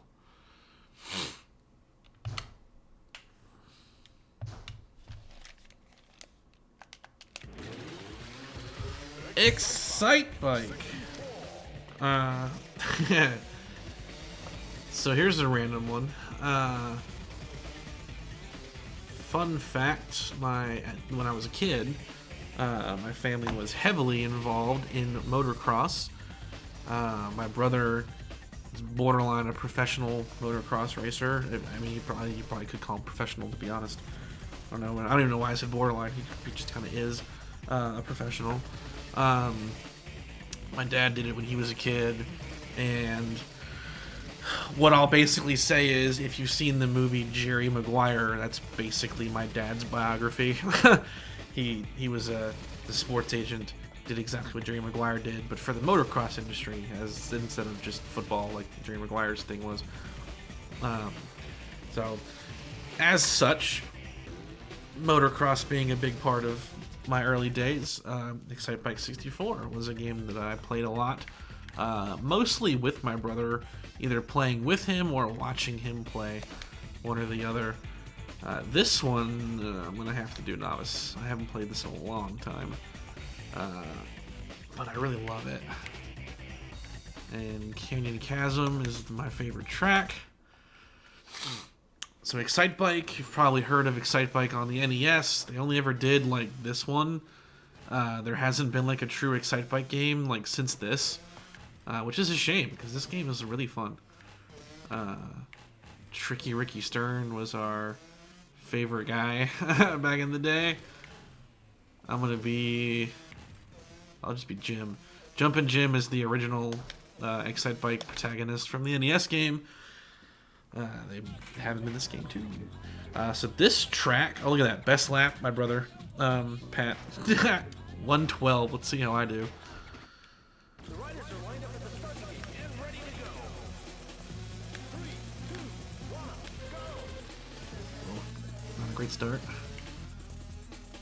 And it's Tricky Ricky Stern with the whole shot. Jim Rivers. Oh God, Jim's dead. Jim Rivers drops back to last place. Oh, what a weird restart spot. That was terrible. I did some motocross when I was a kid. I was not very good at it. I have one official race under my belt. I flew over the handlebars in the whoop section and planted my face in the dirt. But to my credit, I got back up and finished the race. I am positive that I got beyond dead last, but they gave me a plaque that said 10th place, even though it's not really accurate. Ooh, oh! So I wasn't really good, but I didn't hate it. Jim Rivers moves up to third place. I gotta get a rhythm here. Come on. Look at that. I'm at 108.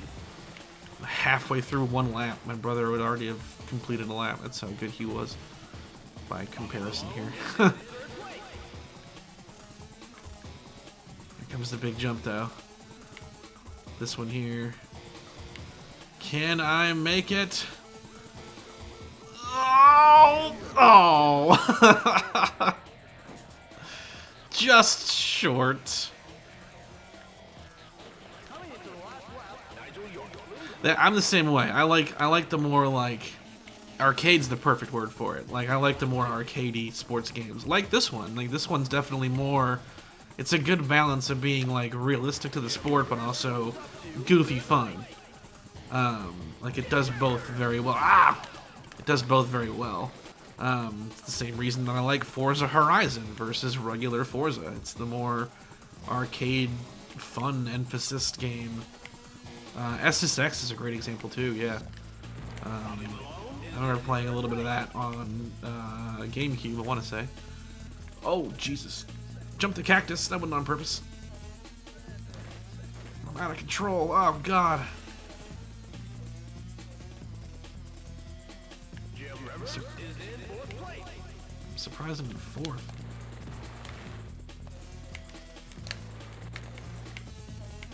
I thought I'd be doing way worse.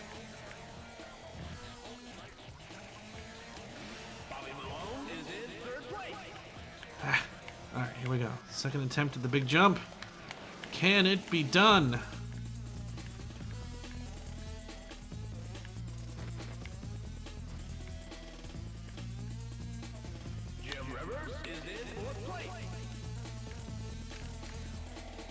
Yeah, redemption. Oh boy.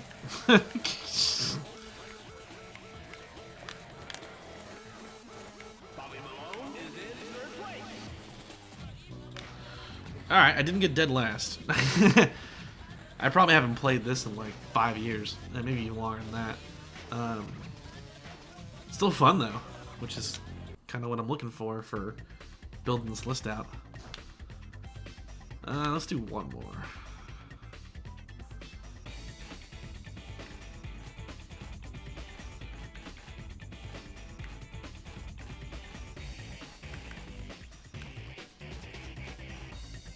Blizzard Blitz, Seattle, Los Angeles.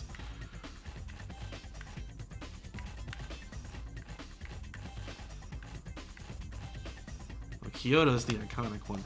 There's also like a custom track builder in this game too. Like it's really cool. Like they pulled out all the stops for it.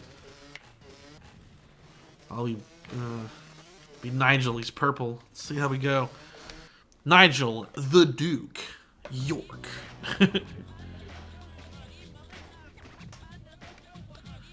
Oh my god, look at my brother's times.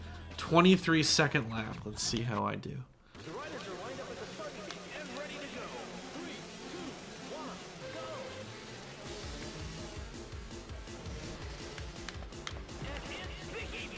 Oh, I took out Jim. Ha!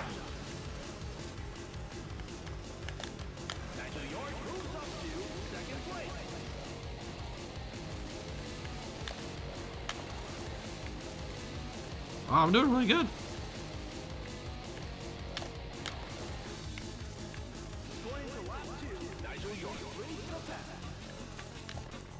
So in real life, what my brother is stupid good at are doing whips off of these jumps. You can't really do them in this game, but it's when you come off the jump and you whip the bike almost horizontal to the horizon. He is like scary good at that stuff in real life. I don't want to like give away personal information of his accomplishments or who he is and whatnot without his express permission, but that's where I'll leave it at. So like what I'm doing here is what he does in real life.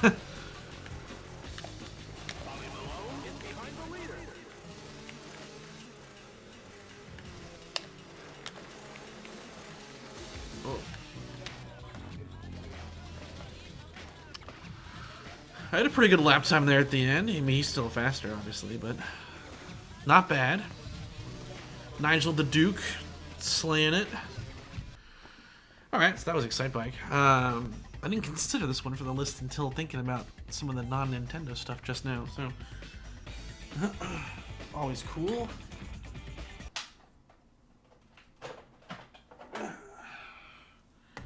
Alright, we're in our final 5 here.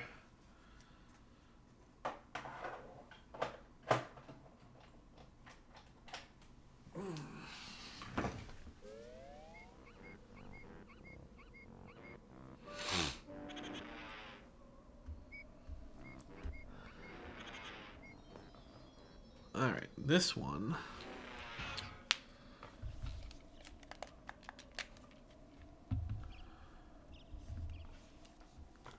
Definitely one of my favorites.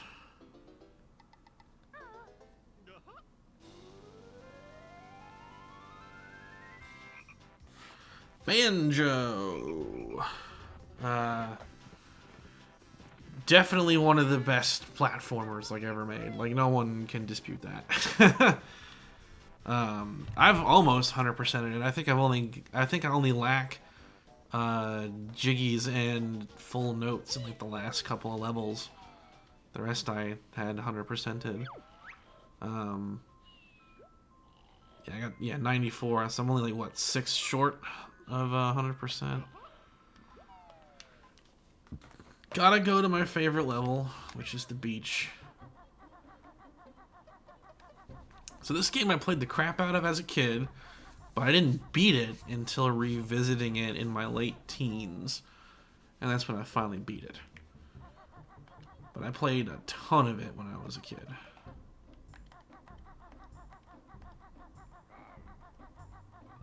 I think it's down here. Nope. Oh, one more room forward, that's right.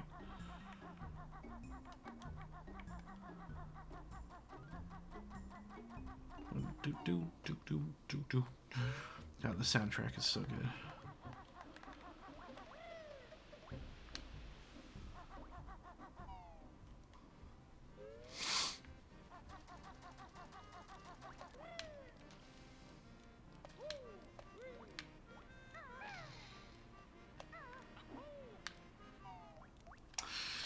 Here we go!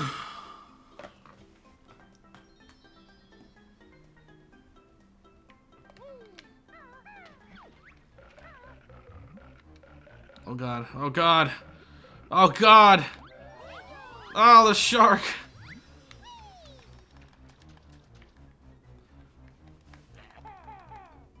Come get a piece of this, you...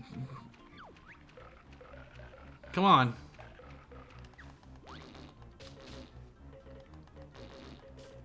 You like that? You like that, huh? You scared me as a kid, you don't scare me anymore.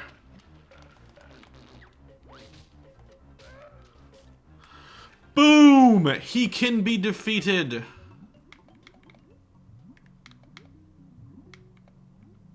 The oceans are mine. I have claimed them. I think you mentioned that before, that you've I mean, they're both by Rare, so like it isn't a stretch.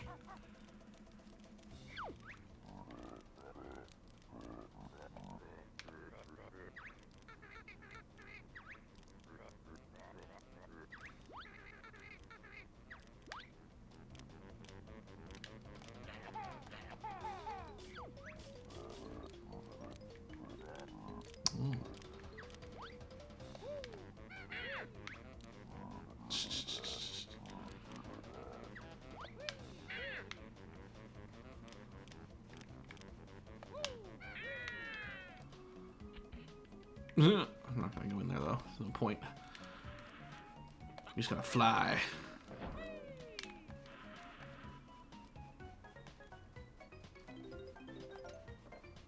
Gotta find a launch pad.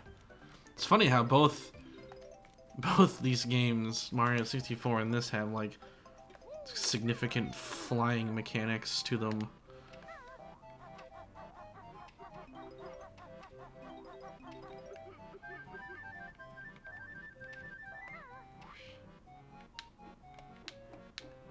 I always enjoyed flying around this game. This level's so big too. The scale of this game's levels are what makes it so impressive.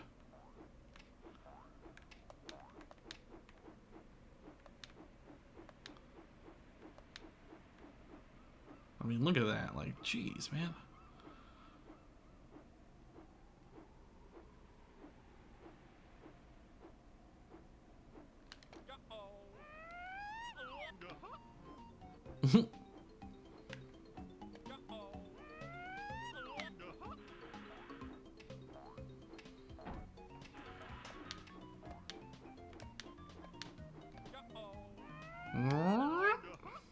So fun.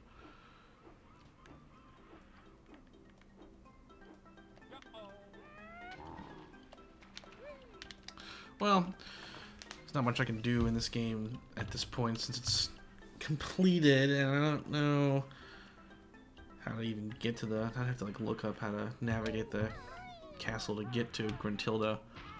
Because I played this... I recorded stuff from this earlier. Yeah. But it's so fun, man. It's a great game. Banjo... I've never really played Banjo-Tooie. I have it now, but as a kid, I never owned that one.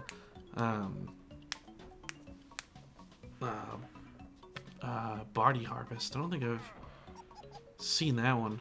Gotta look into it though if its scale is of a similar like scope. Banjo's great. Great soundtrack, great levels, quirky characters, whole 9 yards.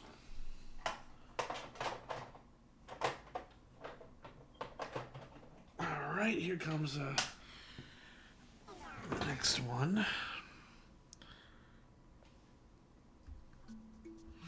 I gained new appreciation for this one as an adult. Yoshi's Story. So, loved this game as a kid. Was pretty obsessed with it.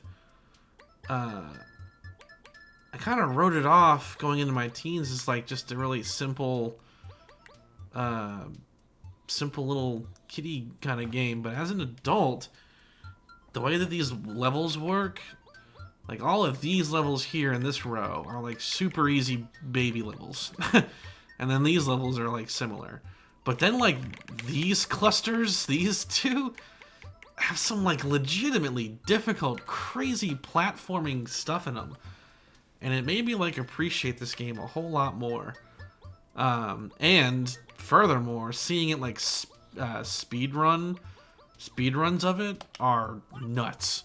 Because what they do is there's a variation of doing a speedrun in this where you only go after the melons, which every level has exactly 30 melons in it. And again, it's just nuts seeing people do that stuff. Oh. Immediately died. This game does not have the same kind of momentum that Mario 64 has, as I just learned the hard way. Oh, there goes my green Yoshi. He's dead. Blue! Oh, it's made by Rockstar? Alright, yeah, I'll give it a shot. I want to say that the game shop near me has that. I recall seeing something Harvest in there. It's not expensive. It's definitely one of the cheaper games.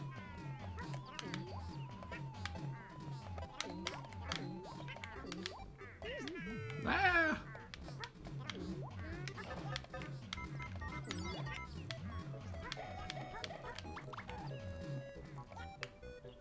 So every level, you're just kind of in a race to get to 30 fruits eaten.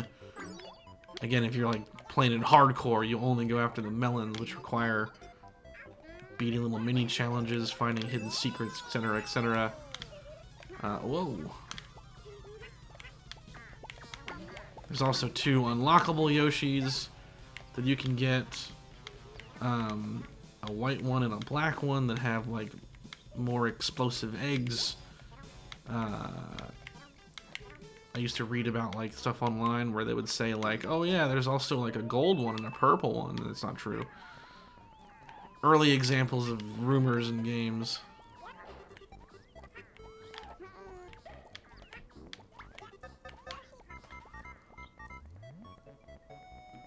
To the skies! Oh, or not. There it is.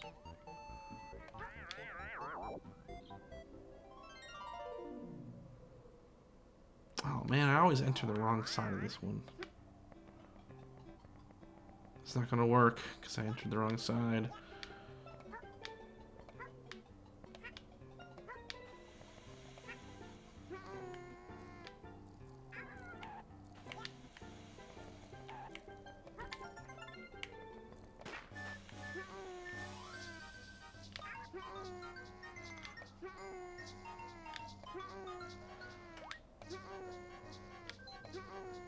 Oh. Oh, I only got 2. So yeah, that would have been the end of that run. Because I would have had to get all 7 if I was doing the melon only mode. Or melon only challenge.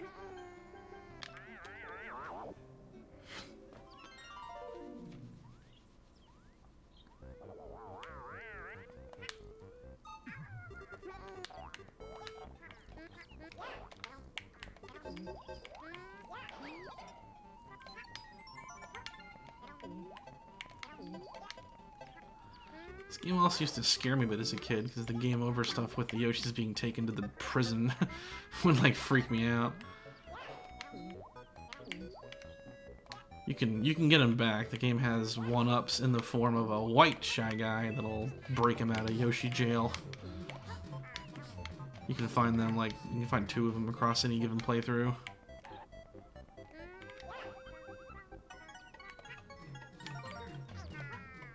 Got the heart.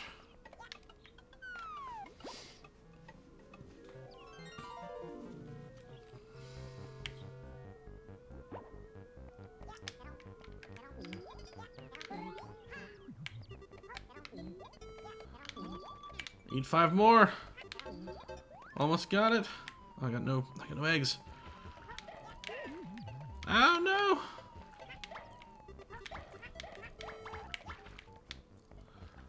I'm being assailed by the rain. You know, another N64 game I got that I do have that I haven't played that looks like it'd be pretty cool is Hexen. That looked interesting. I also... Did I get the original Doom? No. I need to get Doom 64 as well. You know, another rental one that I played and didn't really get at all was Glover. Don't know if anyone's played that here. Alright, that's Yoshi's Story. Yoshi's Story is probably going to be battling Hot Wheels for the number 10 spot. We'll see how that goes. Alright, this one's a bit of a retread because we already did a stream for this one, but just to briefly experience it again. Obviously, Mario Kart's going to be on this list. It's one of the first N64 games I ever had. This is where I'm kind of bummed that I didn't play Diddy Kong Racing a lot when I was a kid. I barely played it. I didn't play Diddy Kong until recently. And I feel like if I had played Diddy Kong more, it would be on this list. But, like, I wanted the nostalgia factor / like games that I did play in the original era to have weight on the order of these games. And I just didn't play much Diddy Kong until recently. Which I really regret, because that game's super awesome. I'm not going to do a full tournament, but I'll do, like, one race. I don't think I was ever DK.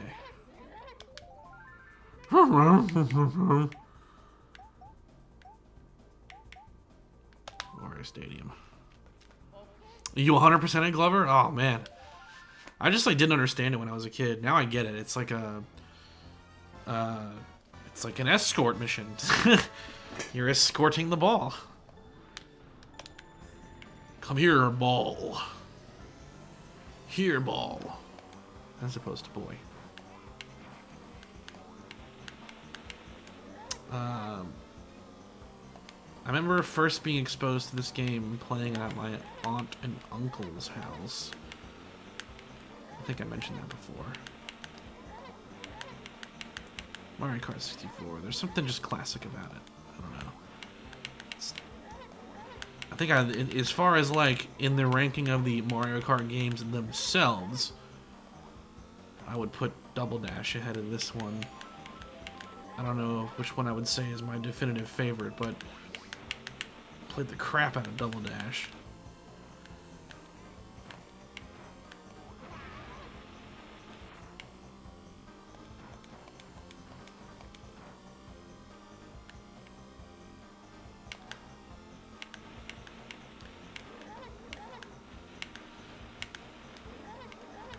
I remember renting Glover.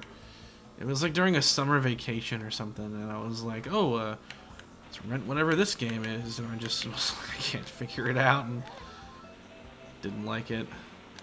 I should go back to it, though, because now I get what it is more.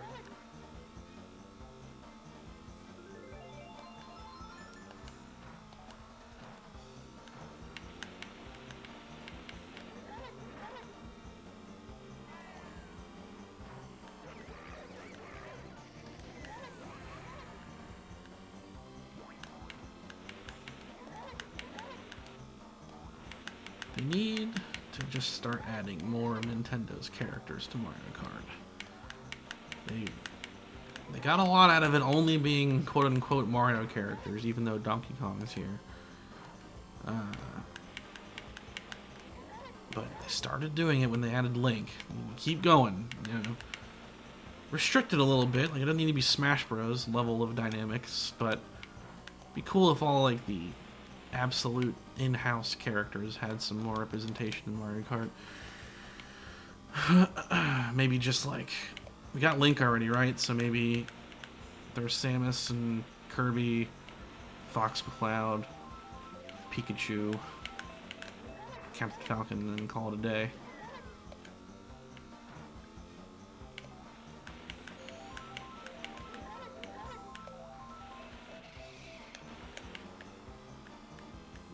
I mean, I'm holding my own here for 150.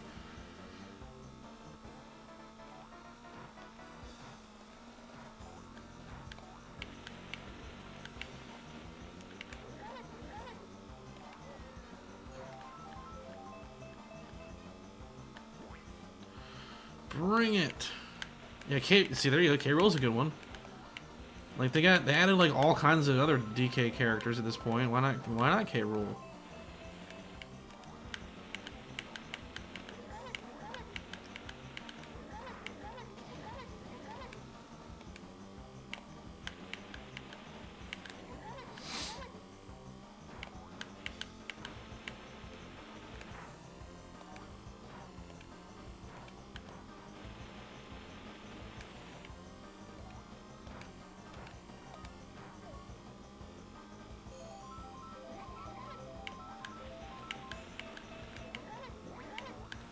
Those, I mentioned it when I was playing Excite Bike. So those rapid series of small jumps I went over, those are called whoops. The whoop section, that's the section that in the one motocross race that I did in my life, I face planted. Because you get like in between them, and then what happened to me was, these are whoops right here too, actually. They're just bigger because you're on a cart, but they're smaller in motocross. But as I was dipping between them in rapid succession, I accelerated by mistake, and then like, and the bike went out from under me, and then I kind of flew a little bit, and then face planted. That was great. I had glasses on at the time. I wore glasses back then. It's a miracle that like I didn't smash my face and glasses broke or something. I finished the race. All right, so a little Mario Kart sampler. Love Mario Kart. Love Diddy Kong Racing too. If I were to like revisit this in 10 years, Diddy Kong is absolutely going to be on the top 10 list. But keeping it in focus for things that I played mainly in my youth and revisited since, it's not going to be, unfortunately. Alright, it's another... We played this one for the channel. The footage for this one is going to come from the playthrough that Tori and I did. Oh my god, shut up. You're banned. Ban him. Ban him for talking about Sonic Adventure. There it was. I was waiting for you to say something that I'd be able to be like, ban him. There it is. Ban him. Get him out of here, please. Ban him, please. Good lord. Top 10 Sonic Adventure 2 missions. There were only like 10 missions in the whole game. I think there were like 12. There's not a lot. I mean, we didn't play the Dark Story, so there's twice as many. We didn't play them. Okay, Kirby and the Crystal Shards. This one I first experienced by renting it and really, really loved it. And then like a couple of years went by and then we bought it. But very funnily, we bought it when we were on a trip out of state. So like I couldn't play it because we didn't have my N64. So I had to like have this copy of Kirby 64 that I'm just staring at for like 2 weeks before I could finally play it when I got home, like weeks later. It was really funny. Let this play out. Oh, Kirby, Kirby, Kirby. That's the name of the show. Kirby, Kirby, Kirby. It's a name you should know. Something, something, Maximum Pink. Kirby, Kirby, Kirby's the one. He comes right back at you. That's the theme song for the Kirby show. I watched that a lot too.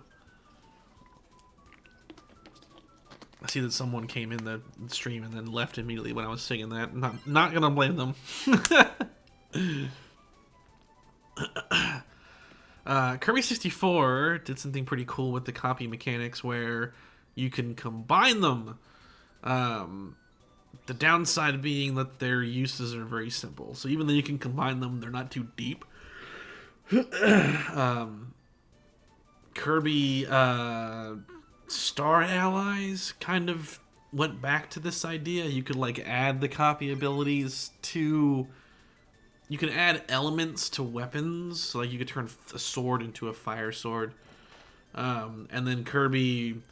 what was it called? Oh, jeez. Lost World or whatever? Not Lost World, that's Sonic. Damn it. The latest Kirby game sort of went back to just classic Kirby where the copy abilities have like a limited moveset, although it wasn't as deep as some of them are. I'm really hoping for one to come back that does that. They did it in the remake of Triple Deluxe, kind of brought that back. No, I don't want to watch it again. Alright, I love this game's cinematics. They're so cute.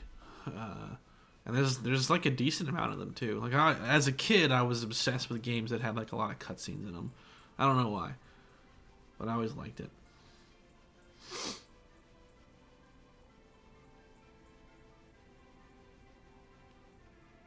It also like runs really smoothly too. Like this game, I think it's a 60 FPS game, which there are plenty of 60 FPS games on N64, but a lot of them are variable. This one's very, very smooth in these cutscenes specifically. Like it's really cool.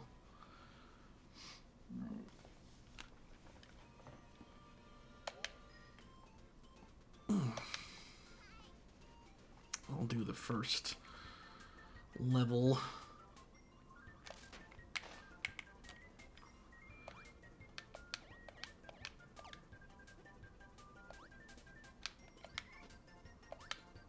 Oh, what do I want to combine these two. Is this a fire sword? Yeah! Gotta love the fire sword.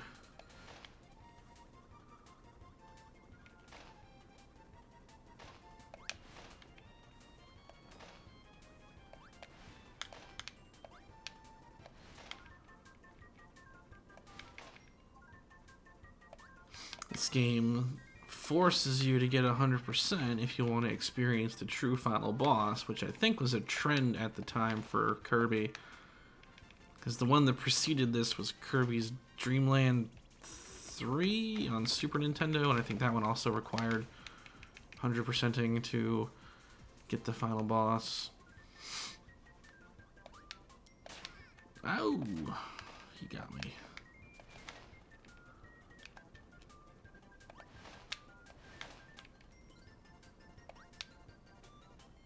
I've 100%ed this game multiple times as a consequence to that.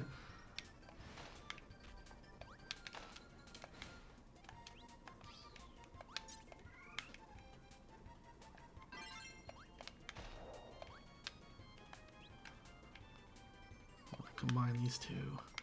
No! Oh. That's okay, they come back. Oh, come on, dude.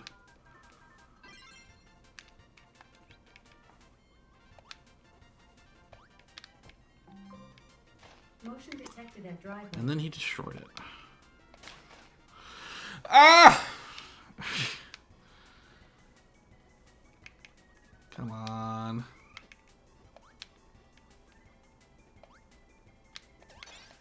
Hey, first try. I got fireworks. Fire and bomb makes fireworks.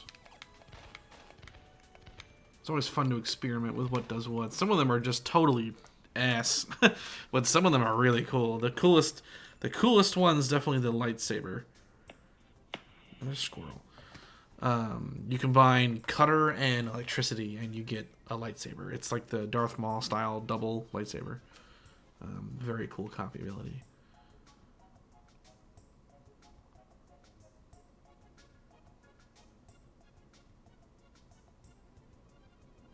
Oh wow, so they locked entire levels behind the difficulty. That's cool though. I mean, that gives you like a reason, like an incentive beyond just personal challenge to do the harder stuff. It's pretty neat though.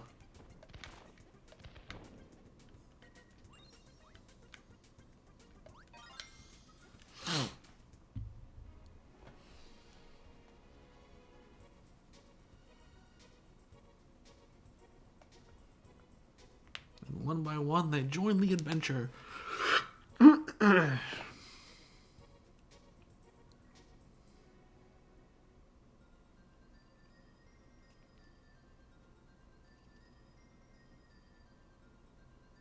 Fanta Vision? Is that like Fanta the soft drink?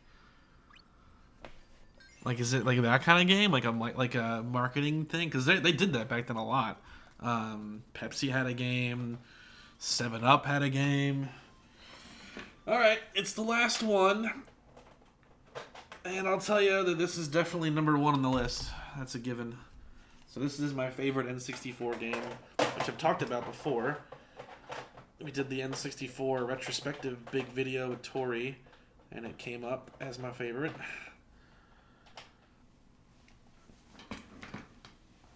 Just fireworks on screen. Oh, fun.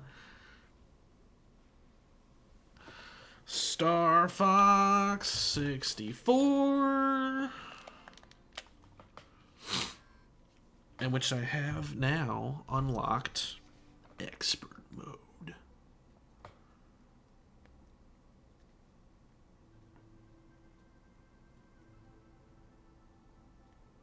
Alright. I'll just do the first level in expert mode, see if I can get the medal or not, which actually should be easy. Because there's more enemies. Yeah, so it be Lilat Wars where you live. I thought that was very interesting.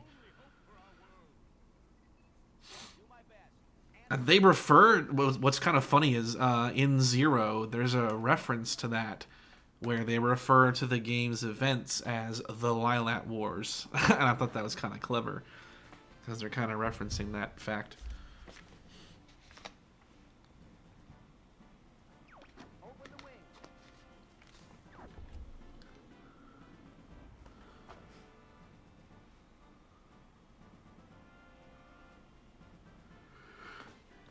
It took me a lot of playthroughs of this game to beat the game on the hard path, which is like the true ending.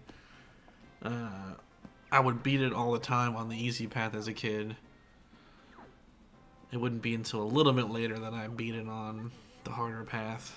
But I was able to do it. It definitely took a few attempts. Tori very hilariously got lucky and had Wolf crash into one of the pillars right at the start of his playthrough of this.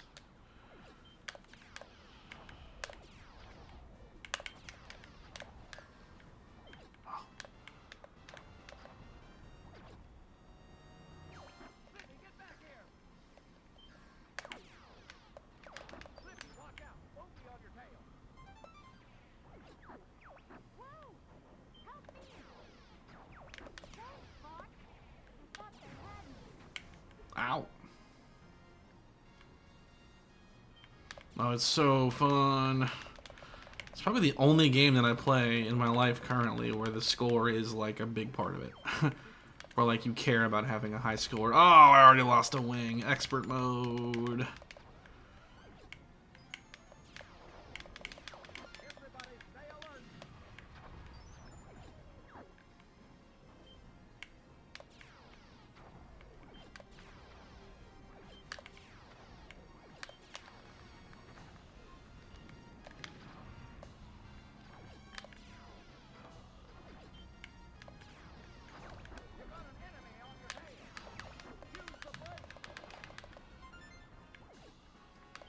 It's funny when you get taught to use the brakes to avoid an enemy, but that never works ever again in the game. That will get you killed. Knife Edge. I've never heard of that one either, actually. The library is so small, and yet I keep finding out about new ones I've never heard of before.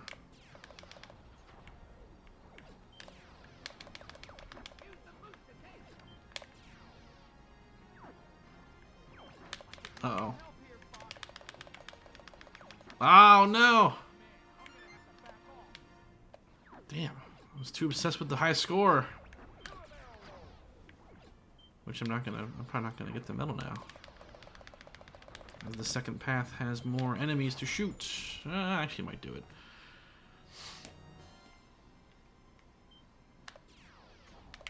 Oh, balls.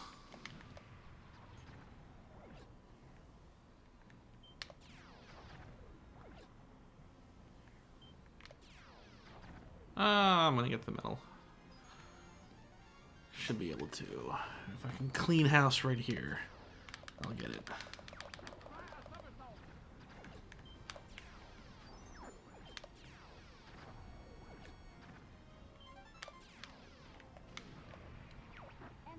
Oh, no. I'm gonna miss it. Damn! 7 short.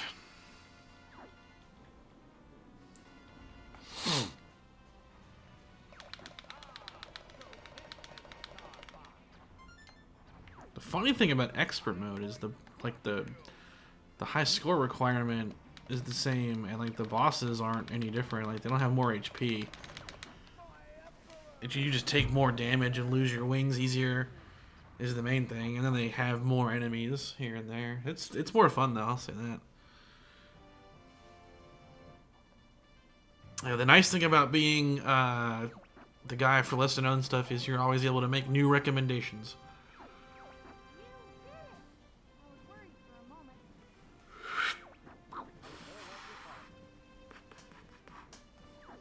You're becoming more like your father.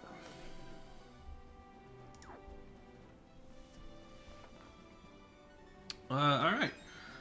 So, sampled 12 N64 games there. Or I think 12. Yeah, 12. 1, 2, 3, 4, 5, 6, 7, 8, 9, 10, 11. 11 N64 games. Added Excite Bike there at the last minute. Which now I feel the need to include because I really liked that game. It's really fun. Played it a ton as a kid. Still like it now. So, alright, there we go. That is gonna be it for today. Oh god, the nightmarish thing on that previously screen right now. The teeth and the pink face. Oh my god. That game was so weird. Not on the list. Iggy's Wrecking Balls. I gotta get Shadow Man too, because you've talked about that before. Shadow Man sounds really interesting. I need to check that one out. And Body Harvest. Body Harvest I might be able to buy today. We'll see. I'm pretty sure the game shop near where I live has that, and I can just probably grab it. I know that they don't have Shadow Man. I've never seen that there before. But it's also not expensive. Yeah, sure. Iggy, number 1. You know, maybe we'll have an honorable mentions, and Iggy will be in that section. It'll be, there's what, like 300 and something N64 games, like almost 400. It'll be my whatever the. All right, actually, I want a specific number here. So, how many N64 games? 388. It's my 388th favorite Nintendo 64 game. That's where it ranks on the list. That's where it is. Happily occupying spot number 388. That's a small library too. I keep forgetting how small that library is. I bet the Wii U is like similarly as small. Wii U library of games. All Wii U games. How many are there?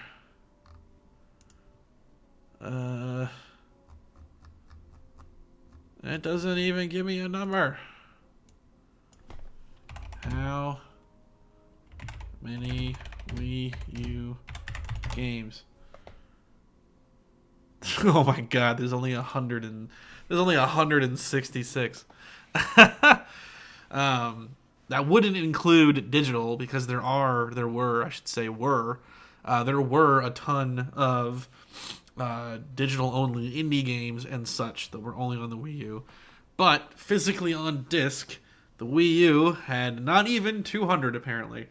And yeah, the N64 was the 388 because that one had a lot of trouble with third-party stuff because of its technical limitations. The N64, I want to say, is more powerful than the PS1, but it was hampered significantly by the choice of cartridges that they were using over the discs. Because it would have been different if they were like better cartridges, I guess, but it was expensive, so they screwed up. But all right, so I got this. I've got capture footage of all these games separate of this stream, with the exception of Excite Bike because I played that last minute here.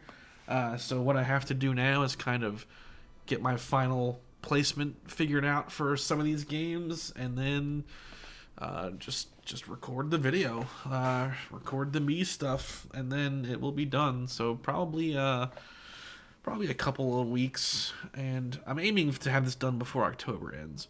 The top 10 N64 video, and then what I want to do is finally do the Metroid Prime video that I thought I was going to have done in like flipping January of this year, but stuff keeps popping up. Tomorrow's stream will be interesting because what I want to do is mess around with GameCube and PS2 games, specifically interlaced output, so games that don't have support for 480p, because I was debating doing a video kind of focused on that aspect of the 5X Pro, because so often I find myself talking about the 480p experience of stuff like the GameCube and the Wii and whatnot, that I wanted to do stuff that focuses on not that stuff. So that's what tomorrow's stream will kind of be all about, just playing around with that kind of stuff, the scan lines as a secondary, and so on. And yeah, and I would say the N64 is a great system too. It's a fantastic system. I love it. So, thank you so much for joining me on this stream. Everyone that tuned in, Passix to you here now. Thank you so much. And I will be seeing you tomorrow. Haven't nailed down a time yet, but I'll be posting that later in the day. Probably 10 a.m. Eastern for tomorrow's stream. But have a great rest of your day, everyone. Great evening to you, Passix. Had a lot of fun talking to y'all here. And I'll see y'all on the next one.